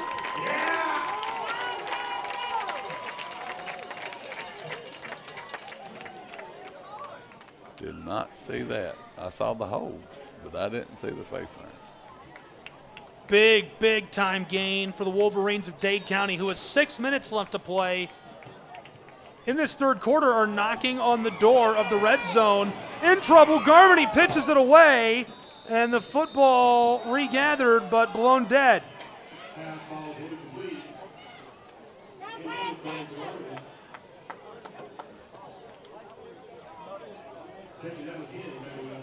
Second and 10, football ruled incomplete.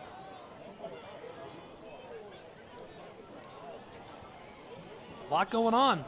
That was close. A lot going on. That was close to intentional grounding. 6 minutes to play in the third quarter. A little chaotic in Trenton, Georgia. 3-point game. Ramblers leading Dade County's Wolverines, who are driving and knocking on the door of the red zone. Trips left for Garmany, who's in the shotgun with a tailback alongside him. Garmany, pressure coming, needs to throw, evades the first, grabbed, and as he goes to the ground, he pitches the football away. No whistle, Ramblers on top of it and blown dead after it's picked up.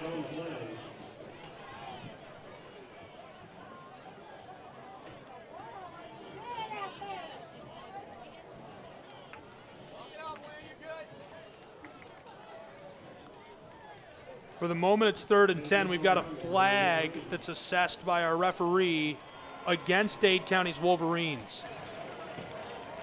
I was wondering when they were going to finally get him for it.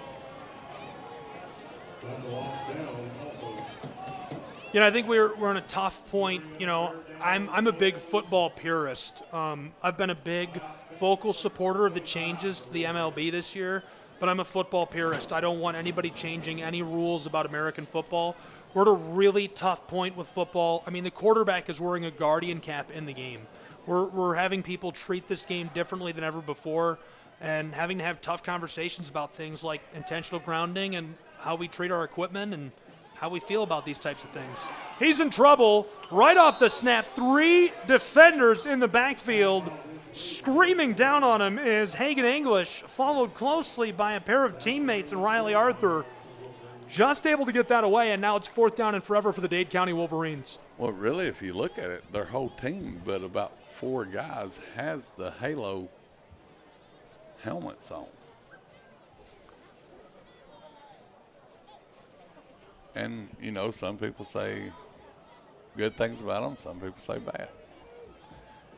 Here or there, whatever keeps you safe or makes you feel safe is how I look at it. Just under 6 minutes to play in the third quarter. Dade County will punt this away from the midfield stripe. Rolls back over the goal line for the touchback as the Ramblers will get started 1st and 10 from just on the edge of their own red zone, driving from right to left. 5:43 to play in the third quarter. Lafayette leading by 3 points. We'll take a break with these two sides and return in just a moment.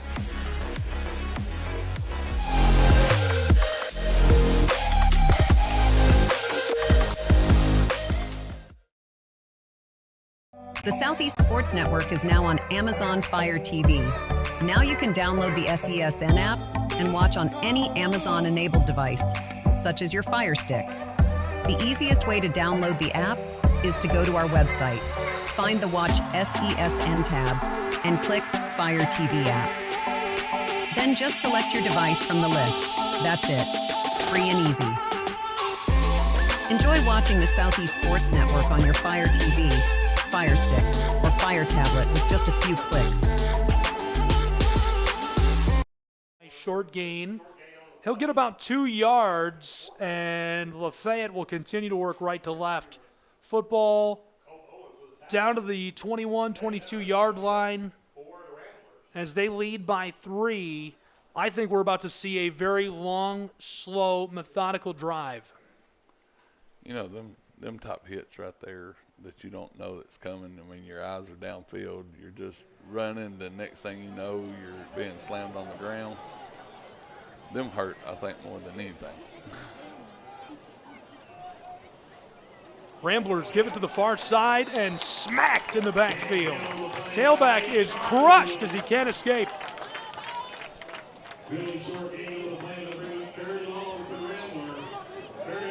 Lafayette High School is going to need 8 yards to move the chains. Already in trouble on the first 2 plays of the drive. Nice little hit delivered from the side by the defensive back. And as you can hear, the Wolverine faithful are letting the Ramblers hear it on the road. 4:20 to play in our third quarter in a 3-point game. Ramblers out ahead as they drive right to left. 3rd and long. Here's the snap. Edwards fakes the give to Cleghorn, dropping back deeper, tosses this down the far sideline.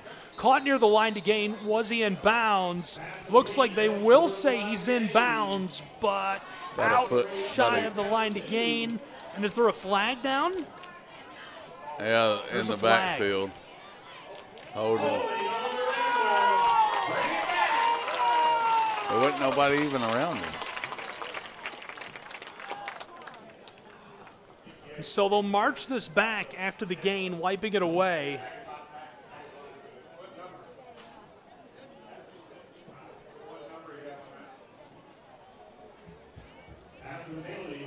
The official in the box with us is calling for a number. Let's go defense. Let's make some noise. And so it'll be 3rd down and forever for the Ramblers. Honestly, Butterbean, I don't think you risk it on the 4th and short. I think this is just a free play. Yeah, I mean. 3rd down and very long for Lafayette from just over their own 10-yard line. Ramblers takes the snap. Edwards wants to throw, pressure coming, tosses it to the close side. It's caught for a short gain and going nowhere as he is swamped, and dropped by the Wolverines man. Great tackle by Garmany. Two-way man, true Iron Man, as the Ramblers will be forced to punt this away.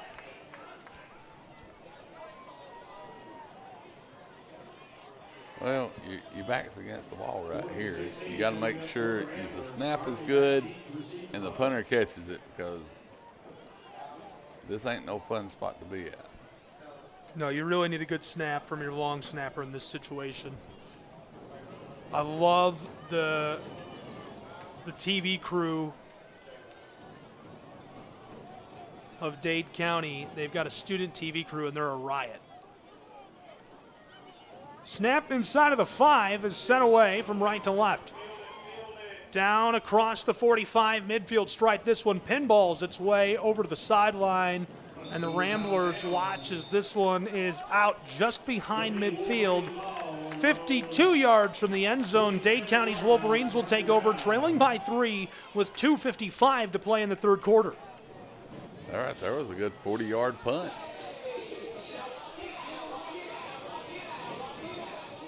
Probably about a 41, 42-yard punt. Very good. You mentioned during the half the facility here. And, you know, I do so many different types of broadcasts, so many different levels of sport.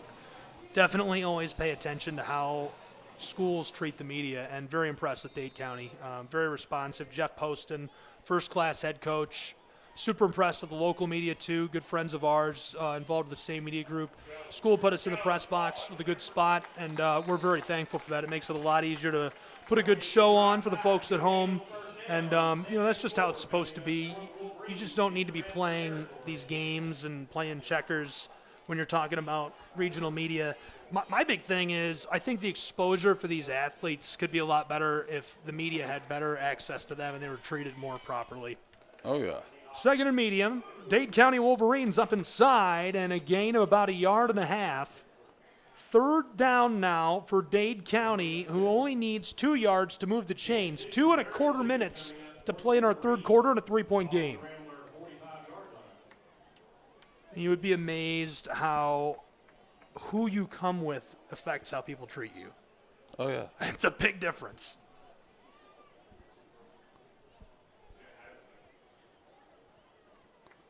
Looks like they're loading everybody up on the left-hand side. Dade County is. They're in trips. Here's the snap. Garmon, going to run that way. Far sideline. He's got the first down and more across the 40, spinning at the 35 and dragged down at the 34-yard line of the Ramblers. 1st and 10, Dade County Wolverines with 1:45 to play in the third quarter. Great carry right down the far hash marks to move the chains. I'll tell you, more and more this game goes along. That Garmony kid, he's very impressive. Yeah, and it's not just Win Garmony, it's H Garmony too. They both are fantastic. Great brother tandem. They've always impressed me. Here's the snap, and there's the other Garmony who takes the carry down inside, and as he knifes his way up in there, he'll get about 1.5 yards with under 90 seconds to play in our third quarter in a 3-point game. Tim Hall back in the studio with us tonight. Gabe Schrei, Sean Butterbean Green. This one is coming down to the wire, and glad you've decided to spend your evening with us. You better buckle your seatbelts. I think this is going to be a ride in the final quarter. I tell you, this game's been played between the 20 and the 20. There ain't many times we've been in the end zone. Wolverines motion around, trips right, a heavy set on the line of scrimmage. Garmony takes the snap, knifes his way up inside. He followed the outside hip of the right tackle and a big swarm of pulling blockers, and they only get 1 yard. And so we're inside of 45 seconds to play now in this third quarter in a 3-point game. Dade County is trailing and taking their time driving towards the red zone in the final third of the field. You know, you just said it. I mean, their line, they move very well. Thrown away, and this one is low and incomplete. Clock will stop. It's 4th down and a long 7, maybe a short 8.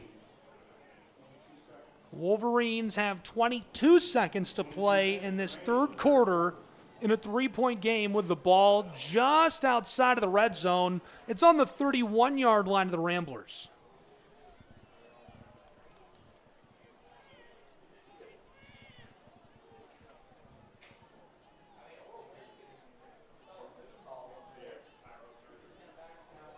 There's a raffle tonight. The raffle is here. I want to play the raffle.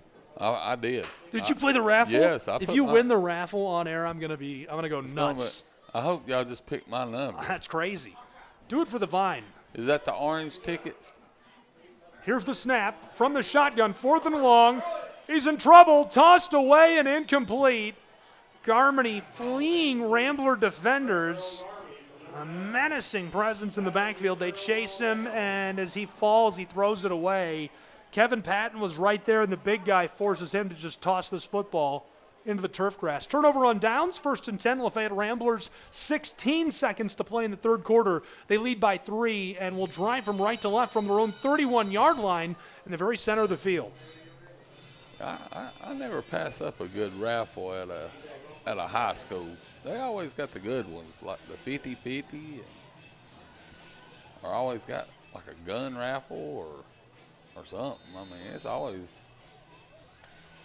nice things they give away. I don't mind supporting other schools. First and 10. Here's the pitch. Coming to the close side. Walden slips one, stays on his feet, and tackled down. Rolled over by a swarm of Wolverines. And that's not Walden. Scratch that. He's looked good tonight. Yeah, he's looked good tonight. That's Pinson. And so we're going to head to the final quarter in a 3-point game between these two sides. It is 10-7 Ramblers as they've got the football in Trenton, Georgia. We'll break, and when we return, more prep football from Dade County High School. Throw the fours up.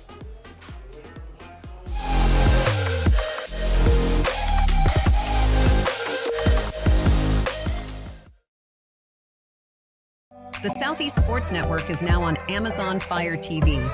Now you can download the SESN app and watch on any Amazon-enabled device, such as your Fire Stick. The easiest way to download the app is to go to our website, find the Watch SESN tab, and click Fire TV app. Then just select your device from the list.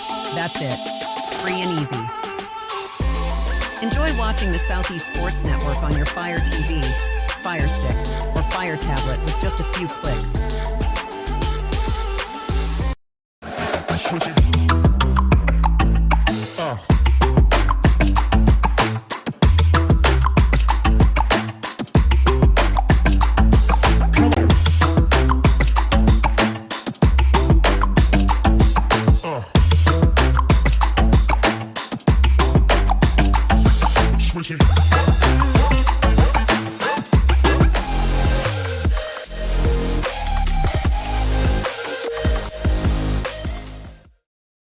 And long as this one is pitched across to Porter Centel, who gets about 3 yards to open the fourth quarter and makes third down much more manageable for the Lafayette Ramblers. They need about 4 yards to move the chains as Centel gets us started with that gain. Gabriel Schrei, Sean Butterbean Green. This is a 3-point game as we're just getting started with this final quarter. Ramblers out ahead, 10-7, 30 seconds gone already. The football is at the 38-yard line of Lafayette High School as they're threatening the midfield stripe.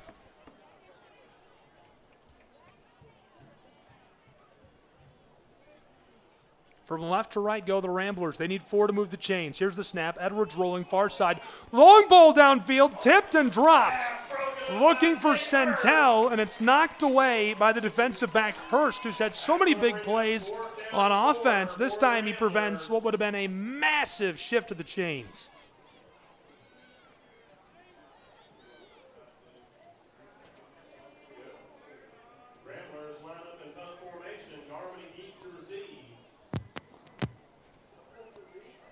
So we need a good 40-yard punt right here again.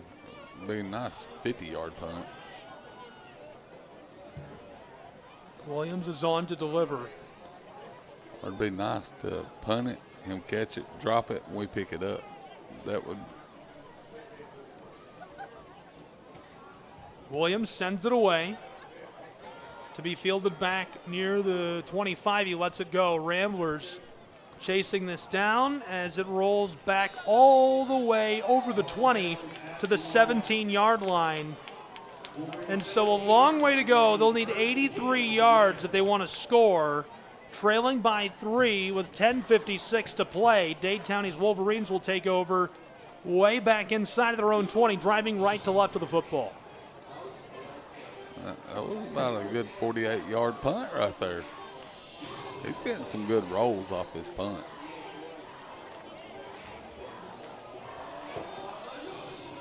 And they're high, and I think the guy can't see it, and that's why he backs away from it. Everybody up here is like, field it.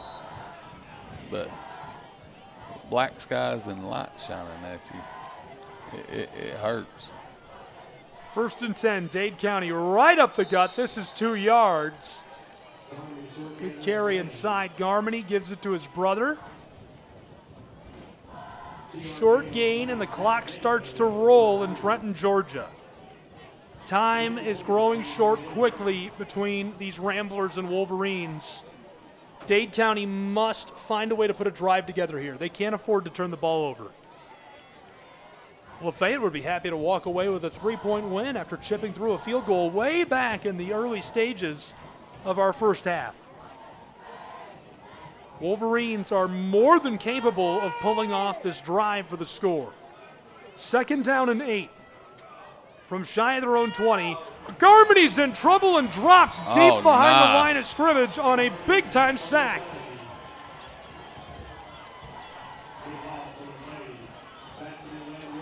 That's massive. Butterbean, he gets to him.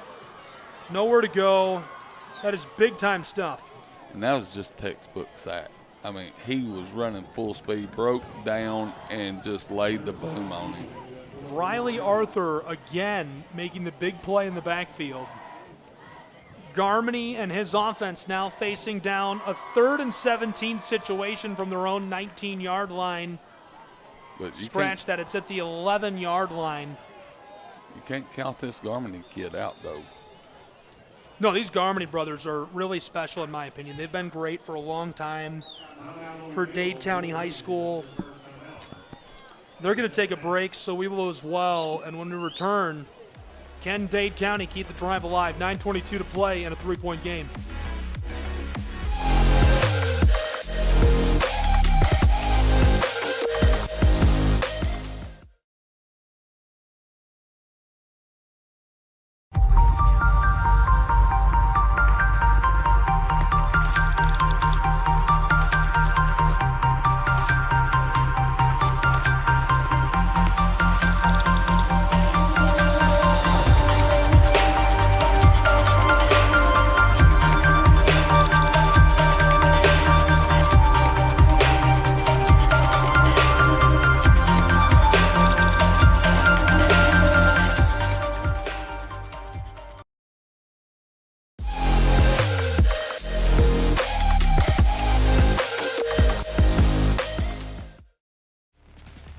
And it's a 3rd and long situation.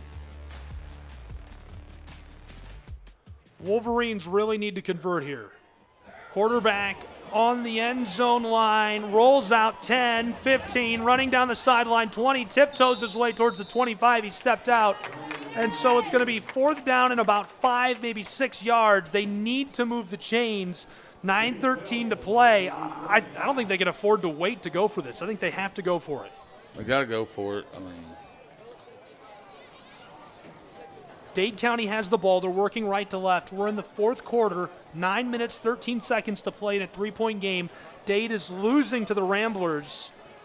And the Wolverines have the ball way back in their own territory, trying to convert. Football's on their 23. They need to get it down to the 28-yard line to move the chains and keep rolling. 4th down and 4. Garmity punts it and it's blocked. Ramblers swat it, pick it up, scoop, and score. Touchdown! Oh my goodness, that was amazing. LaFayette High School batters it down, scoops it, and takes it into the house. It's Andrew Huggins.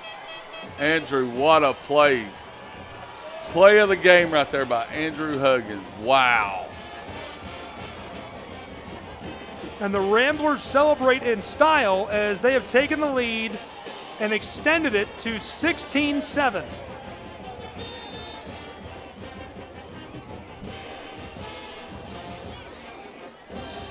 Now for the point after try. Snap is good, hold is good, PAT. This is up, away, and through. The Ramblers lead 17-7 with 9 minutes and 7 seconds to play. Butterbean, what a score by Andrew Huggins. I told you there had to be a big-time play, and big-time players make big-time plays. And Andrew, man, that was amazing. Blocked the punt. It bounced, and it looked like it bounced right back up into his hands, and he just kept going with it. Great job, young man. Not surprised to see Lafayette travel so well, but the away section here, the capacity of this stadium is 4,200. How many people do you think are in the away section? Hey, Lafayette always travels well. It don't matter where we go. If there's football being played and you got orange and black on, there's going to be people there to watch you. But I would say there's probably 800 people over there. LaFayette High School brings the crowd to Trenton, Georgia. And in a 10-point game, 9 minutes to play, the Ramblers will boot this back to the Wolverines of Dade County, who have some digging to do. The Garmany brothers will have their hands full. Can Jeff Poston in this offense make something happen late? 3 returners on for Dade County as it's kicked away. Fielded short. It's a short kick across the 40 and dragged down.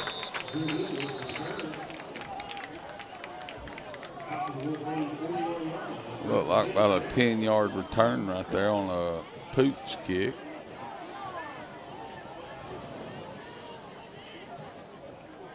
I don't know if that was the play that was supposed to have been happening.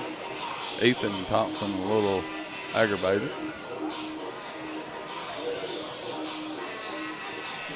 So the football is spotted at the 41-yard line of Dade County's Wolverines. That's where they'll take over 1st and 10, 59 yards from the end zone as they'll drive right to left with 9 minutes left to play. They trail 17-7 on their home turf grass. False start called against Lafayette High School's Ramblers, and so free yardage, scratch 59 yards, it's going to be an even better start. All the way to the 46-yard line, now just 54 yards from the end zone with 9 minutes and 1 second to play.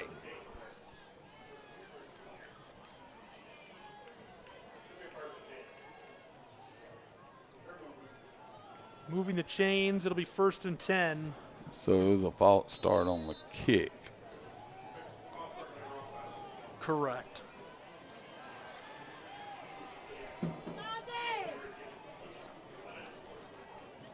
From right to left, going Dade County's Wolverines. Here's the snap.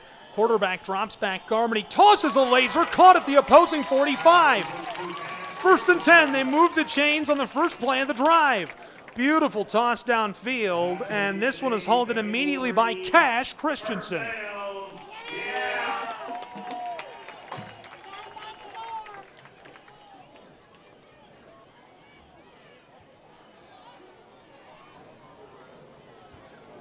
I've had some really good hosts as a broadcaster. Atlanta United is up there. They're incredible. But I'm super impressed with Dade County. Good environment, good energy. Here's the give inside. 2nd down and long now for Dade County after they try to push it between the tackles.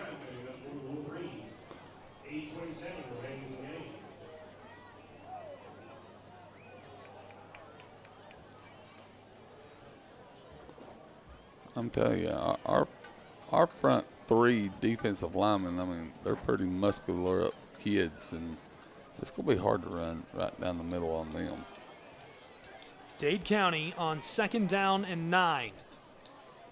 From the 44-yard line, Garmany fakes the give, a floater caught at the midfield stripe, 45-40, tries to slip one as he's over the 40-yard line. Going to make 3rd down very manageable for Dade County's Wolverines.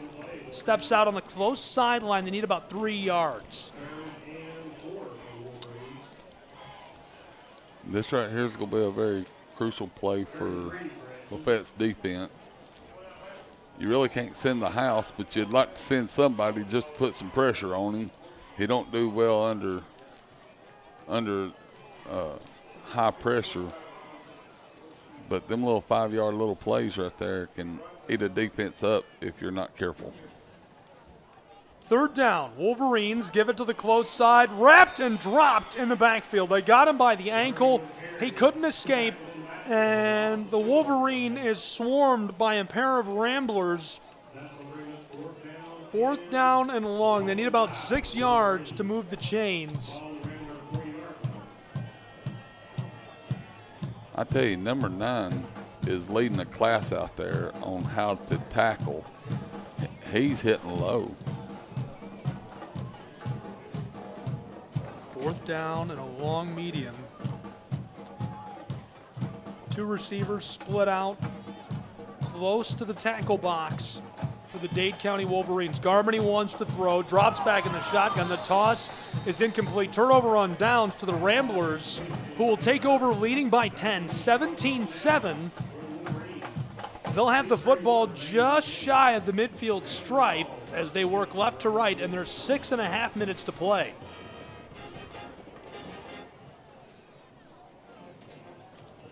Big congratulations to Ethan Thompson on all of his success to start his second year at the helm of this program. Opened up with a very nice win over Chattooga, who gave it to LaFayette in Somerville, Georgia, to open last season. They racked up hundreds of yards on the ground and ran up the score a little bit in a rainstorm. Looked good on the road against Gordon Lee, but just couldn't hang as it was 14-7 all the way nearly into that fourth quarter. Here's the give inside. Big guy rumbling forward. Look out for the garbage truck as the door is banging wide open. Nearly picks up the 1st and 10. 7-yard gain on the ground. I feel like I'm watching a garbage truck run away on the streets of San Francisco when he carries the football. You do not want to be in his way. No. He moves like a garbage truck. I mean, he's ready to take out the trash. Like a good garbage truck, like a clean, like a fresh one. Like one that is made in Lafayette. Yeah. We have a garbage truck company in Lafayette. Second down and short, 3 yards needed. Flows hash marks working left to right. 5:40 to go. There he is again. Look out. Lynch driving forward, nearly picks up the first down. 3rd and short, about a yard needed, maybe feet.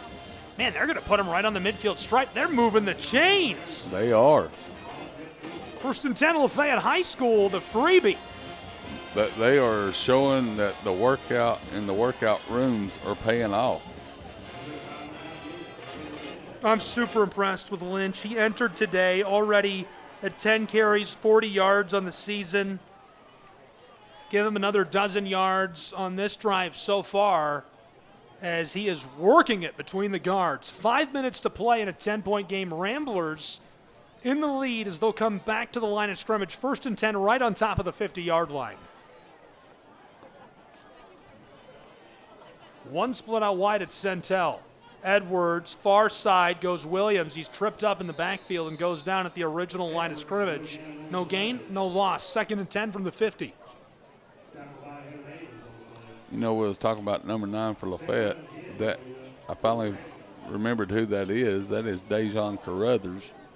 And no wonder he's putting on tackling skill. He was taught by one of the best. LeBron Williams at Saddle Ridge taught him how to tackle, and he's using it right now. So a big shout out to LeBron. Your work has paid off. Dejon's tackling great tonight. Textbook. 4:20 to play. 2nd and 10 Ramblers who lead by 10. 17-7. From left to right they go, right off the 50.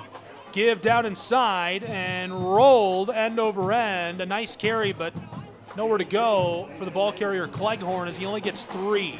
Tried to follow the inside hip of the left guard. Linebacker gets him low. It's 3rd and 7 with under 4 minutes to play in a 10-point game.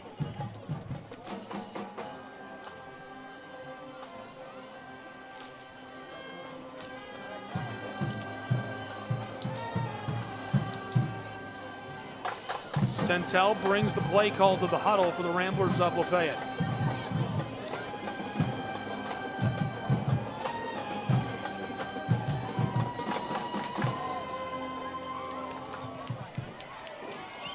Third down and 7. Ramblers fake the give to Williams. Pressure coming. Edwards deep in the backfield. Can't escape as he throws it away, and the flag comes immediately for intentional grounding. Actually, there was a wide receiver right there at the ball. Could be something else. I thought it was grounding. It could be for the tackle because he was on the sideline. Intentional grounding called.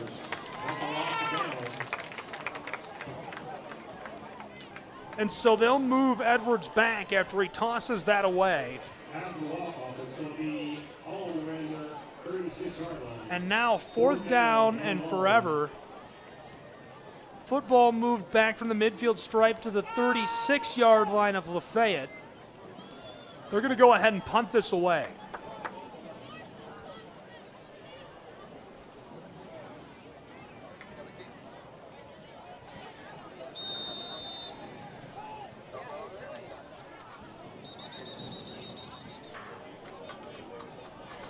Timeout on the field. Taken by Lafayette High School. They are in the lead, 17-7 with 3:15 to play at Magic Morgan. Don't go anywhere.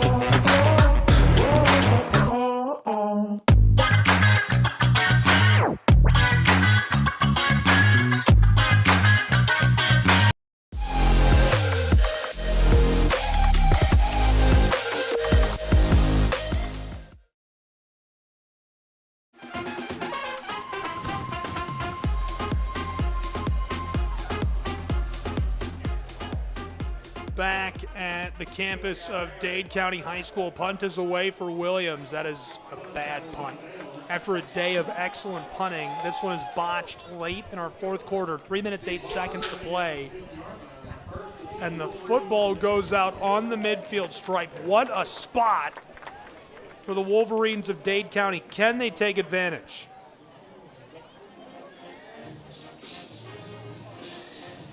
They're a long way from a comeback, but a touchdown is very much probably in the cards at this point. 3 minutes to play. Dade County Wolverines are about to show us everything they've got in the playbook on their way down the field, just 50 yards from the end zone. Ball is on the close hash marks. Wolverines will drive from right to left as they try to stay alive in this game. They've opened the year 0-2. At home this season, this is their first game. They played 2 in a row on the road to open the year. Looking to change their fortune with a home crowd. They trail by 10 with 3 minutes to go. Garmany in the shotgun, pressure coming quickly, thrown on the screen to his brother. Cuts it back at the midfield stripe, 45-40. 1st and 10, Wolverines down to the 39-yard line. 3 minutes and 1 second on the clock.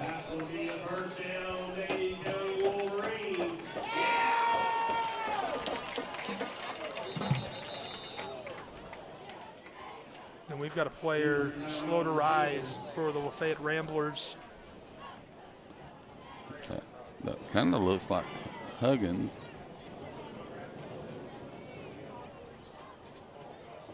Looked like he got rolled up on. You never want to see that. Hopefully he's all right. We'll give them a moment to check on him, and while they do, you're going to check in with our sponsors. We'll return. 17-7, 3 minutes to play in Trent.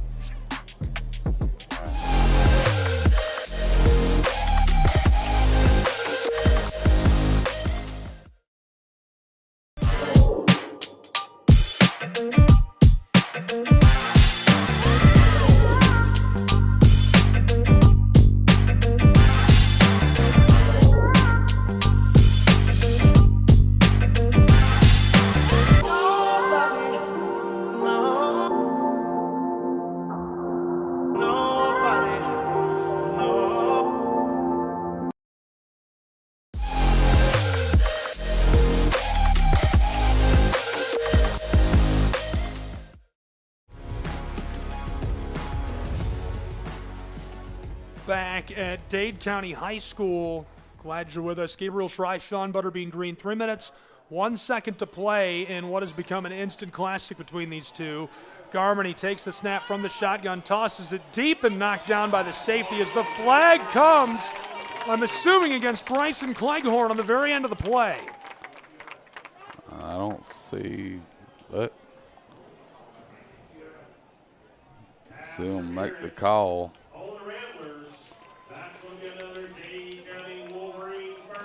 That is huge for Dade County, who is fighting to stay in this game, trailing by 10 with less than 3 minutes to play. Pass interference is the call.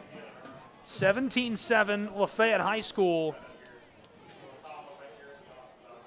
Wild ride to the finish. Lafayette High School has not posted a record over 500, a winning record. Do you know what the last year was that Lafayette had a winning record for the season? It was a deep toss to the right sideline, and it is incomplete, overshot by Garmany.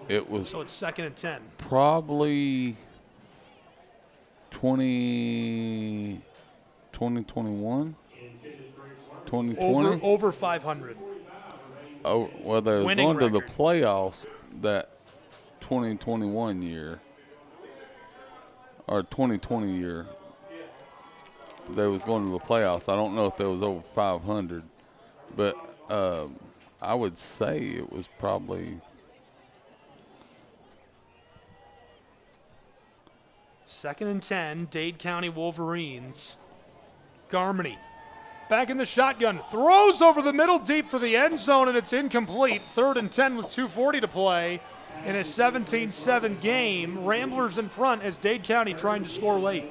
I know in '97, my football team, we went 500. So is it then? It was after that 6-win season in 2006. 6-4 was the last time the Ramblers were over 500 in 2006. I forgot that year. That was my oldest son's senior year, and yes, they did do. Lafayette is about to start the season 2-1. 3rd and 10, 2:40 to play. Garmany in the shotgun, pressure coming, thrown, tipped by the Ramblers, and it falls harmlessly to the turf grass as Williams swats that one.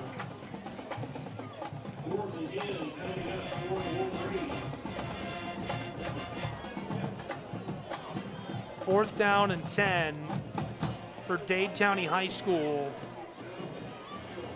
And it looks like they're going to try and kick a field goal. Really? That looks like the field goal unit to me. Indeed it is. I would watch out for a fake defense, just in case. Now, he was hitting them during pregame from that far, but nobody coming after him. That would be 41 yards. Snap, good, hold, good. Booted up away. This one is sailing, and it has the leg, but it's wide, and so it remains a 10-point game. The Ramblers are able to disrupt him with 2.5 to play. Lafayette High School keeps their lead at 17-7 in the late stages against Dade County's Wolverines.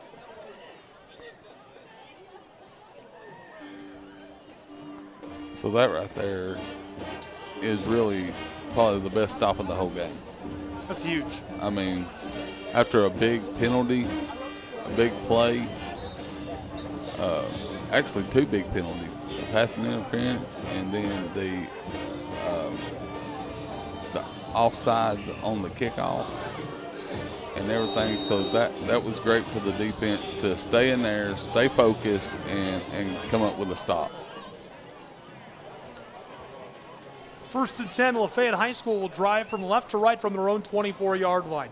Give to Cleghorn outside of the right tackle's outside hip and tackled down as he crosses over the close 30-yard line, and the number, he's dragged down after a gain of 4, maybe 5 yards. I know I've been very impressed with the corners of Dade County. They tackle very well. Big thanks to a couple of my friends tuned in. Devin Bice, run game coordinator and tight ends coach at Presbyterian College. I'm wearing a Presbyterian Blue Hose t-shirt today. I know. That's whenever I sent my not on picture purpose. to my wife, she goes, "Is that a Presbyterian College shirt?" PC Blue Hose action. Medium yardage situation, 2nd and 5 from the 29. Big thanks to the media department at Reinhardt University for tuning in as well. David Finney, a good friend. Here's the give to Williams to the far side, slips a couple, 35-40, dragged down as he slides to the 43-yard line. 90 seconds to go. It's 1st and 10 for the Ramblers, who lead 17-7. Looked like he was sliding in the home plate right there. Big time play. He did that very gracefully. That was a very graceful slide. Williams is all over the field for the Ramblers of Lafayette High School. It feels like he can do no wrong. And so the Ramblers are huddled up. A timeout for the Wolverines of Dade County.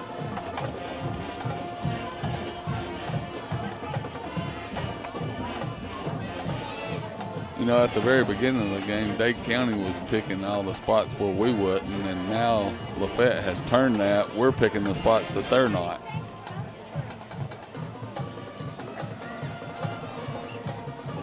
Big shout out to Mr. Gilstrap. I know he's listening right now.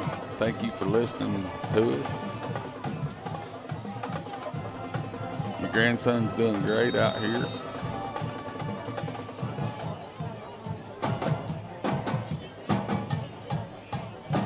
Here's the snap, 1st and 10. The give inside of the right guard and right tackle's hips. This goes for another 5 yards. What a carry. That's not even the big guy. That's Cleghorn who takes that one up in there. Looks like a fullback on the carry. And another timeout on the play. 17-7, 1:18 to go. And trying to find a way to stop these Lafayette High School Ramblers, Dade County's Wolverines.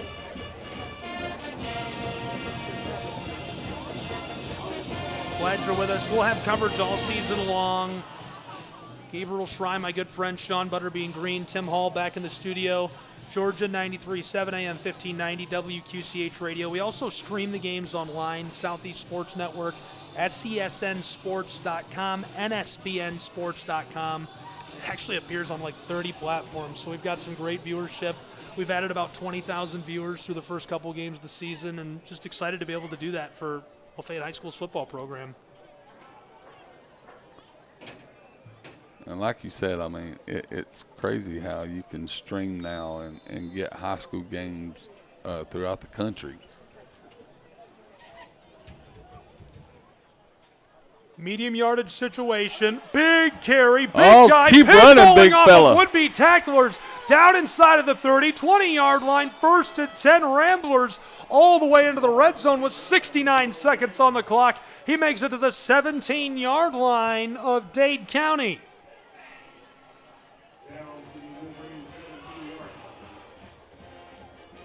That's a huge, huge gain on the ground.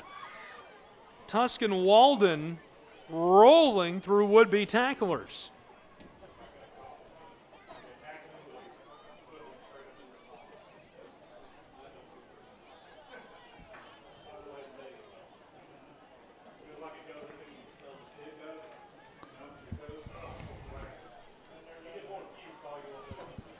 Having a good time tonight. 1st and 10, 40 seconds to play. Ramblers are in victory formation. What a start to the year for Lafayette High School, who will take the knee with just under 40 seconds to go. This one is over. The Ramblers of Lafayette High School win on the road, and they start the season 2-1 after going winless in 2024. Lafayette High School is off to an electric start in 2025. Already one of the best seasons in recent memory. Congratulations to Lafayette High School, the Orange, and Ethan Thompson, who is revving it up for the Ramblers. What a start. Great start. Great group of kids. They needed this after last year. I knew it, the community knew it, and they knew it. They was better than what they put out there. And just to see that their hard work hitting the weight room, I'm telling you, these kids hit the weight room. And they're just a great group of kids, and I'm glad that they're doing well right now. Both teams will take a moment to huddle up following an electric win for the Ramblers on the road. The final score again, 17-7. We'll be back with post-game coverage in just a moment from Trenton, Georgia. Don't go anywhere. 17-7, Ramblers win.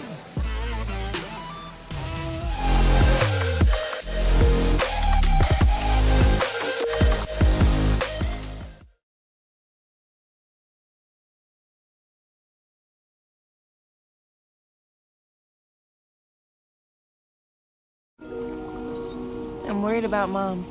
Mom? She's fine. These the ones, right, Mom? Yeah, groundlings. Sweet potatoes. Daddy, it's salty. Some things come with age. And some don't. early detection of Alzheimer's can lead to better care for your loved one. Learn the early warning signs at 10signs.org.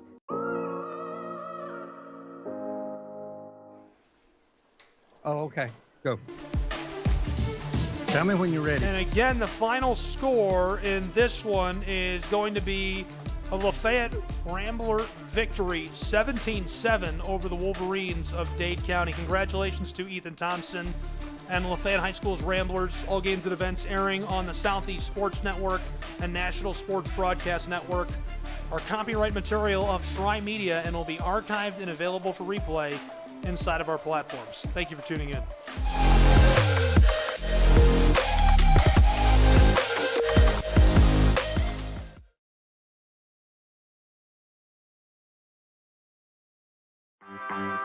My West Hollywood story is exploring the iconic boulevards, endless shopping, and beautiful galleries.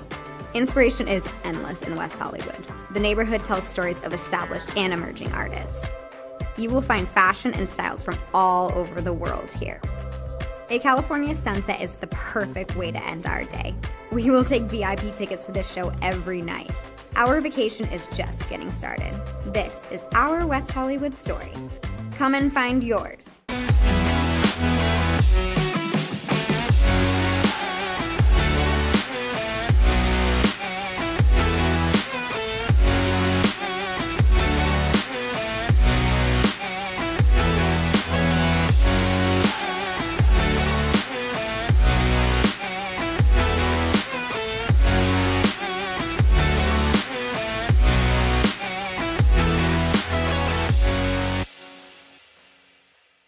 LA Galaxy belongs on the best surfaces.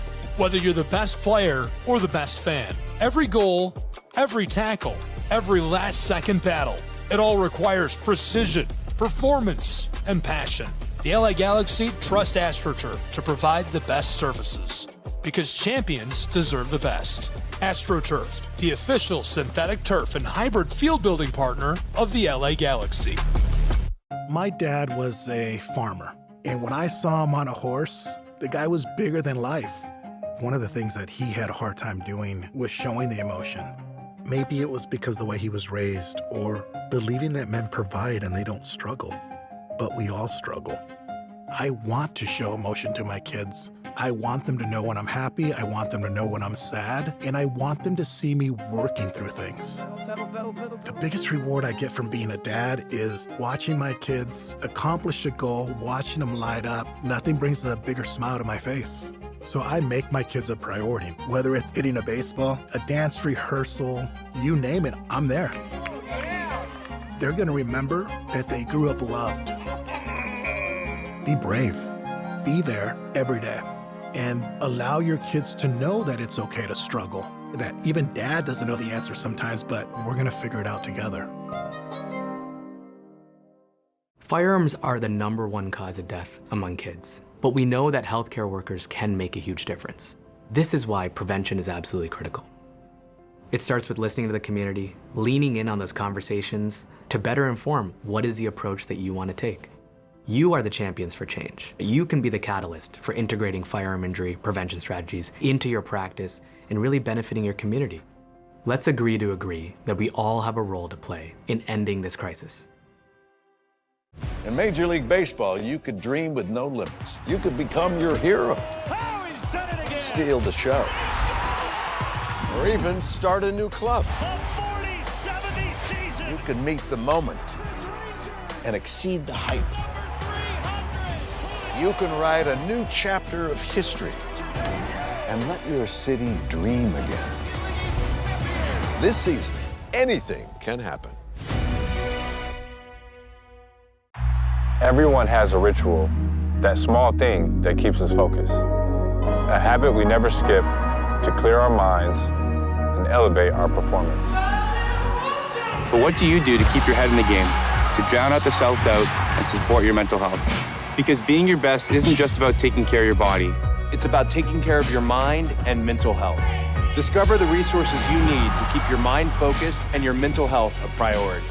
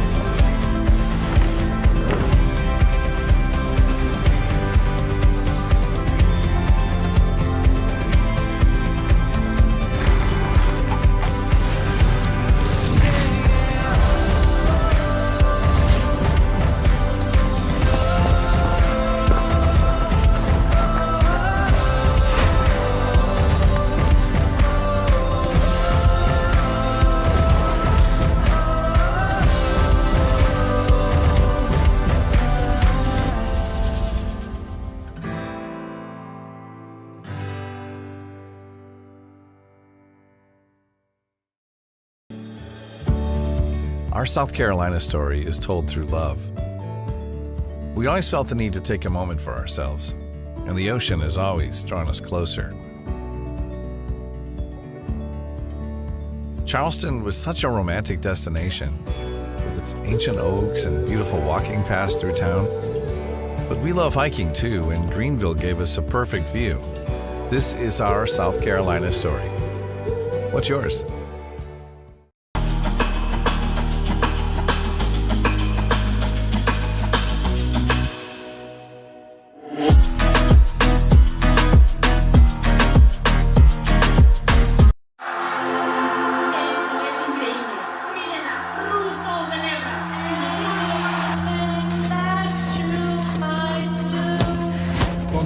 Brilliant again. She just...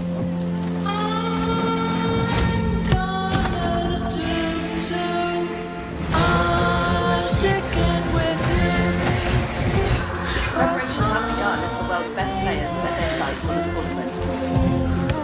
Anything that you might do, I'm gonna do too. Well, the atmosphere is building here in the stadium, particularly this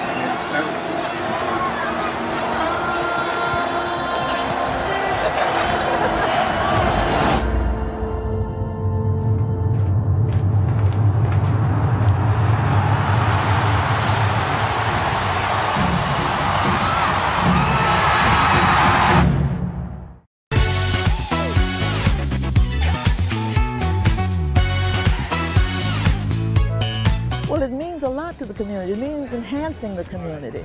We are so pleased and so proud of the fact that the Braves are involved and participating in its upkeep and making sure that when we come here, we can be all very pleased and very happy about the way it's being kept and the offerings that it has to the community. Man, we're here at a beautiful Adams Park where they just revealed the Hank Aaron statue. Again, the greatest of all time, creating opportunities. Henry Aaron, Billy Aaron, they're doing it once again with partnership with the Atlanta Braves. Unbelievable moment in this part of Adams Park.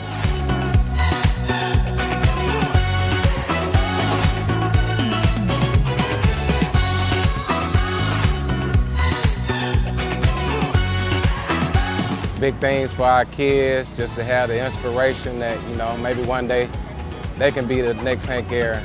So I'm really proud of what the city has done for the community.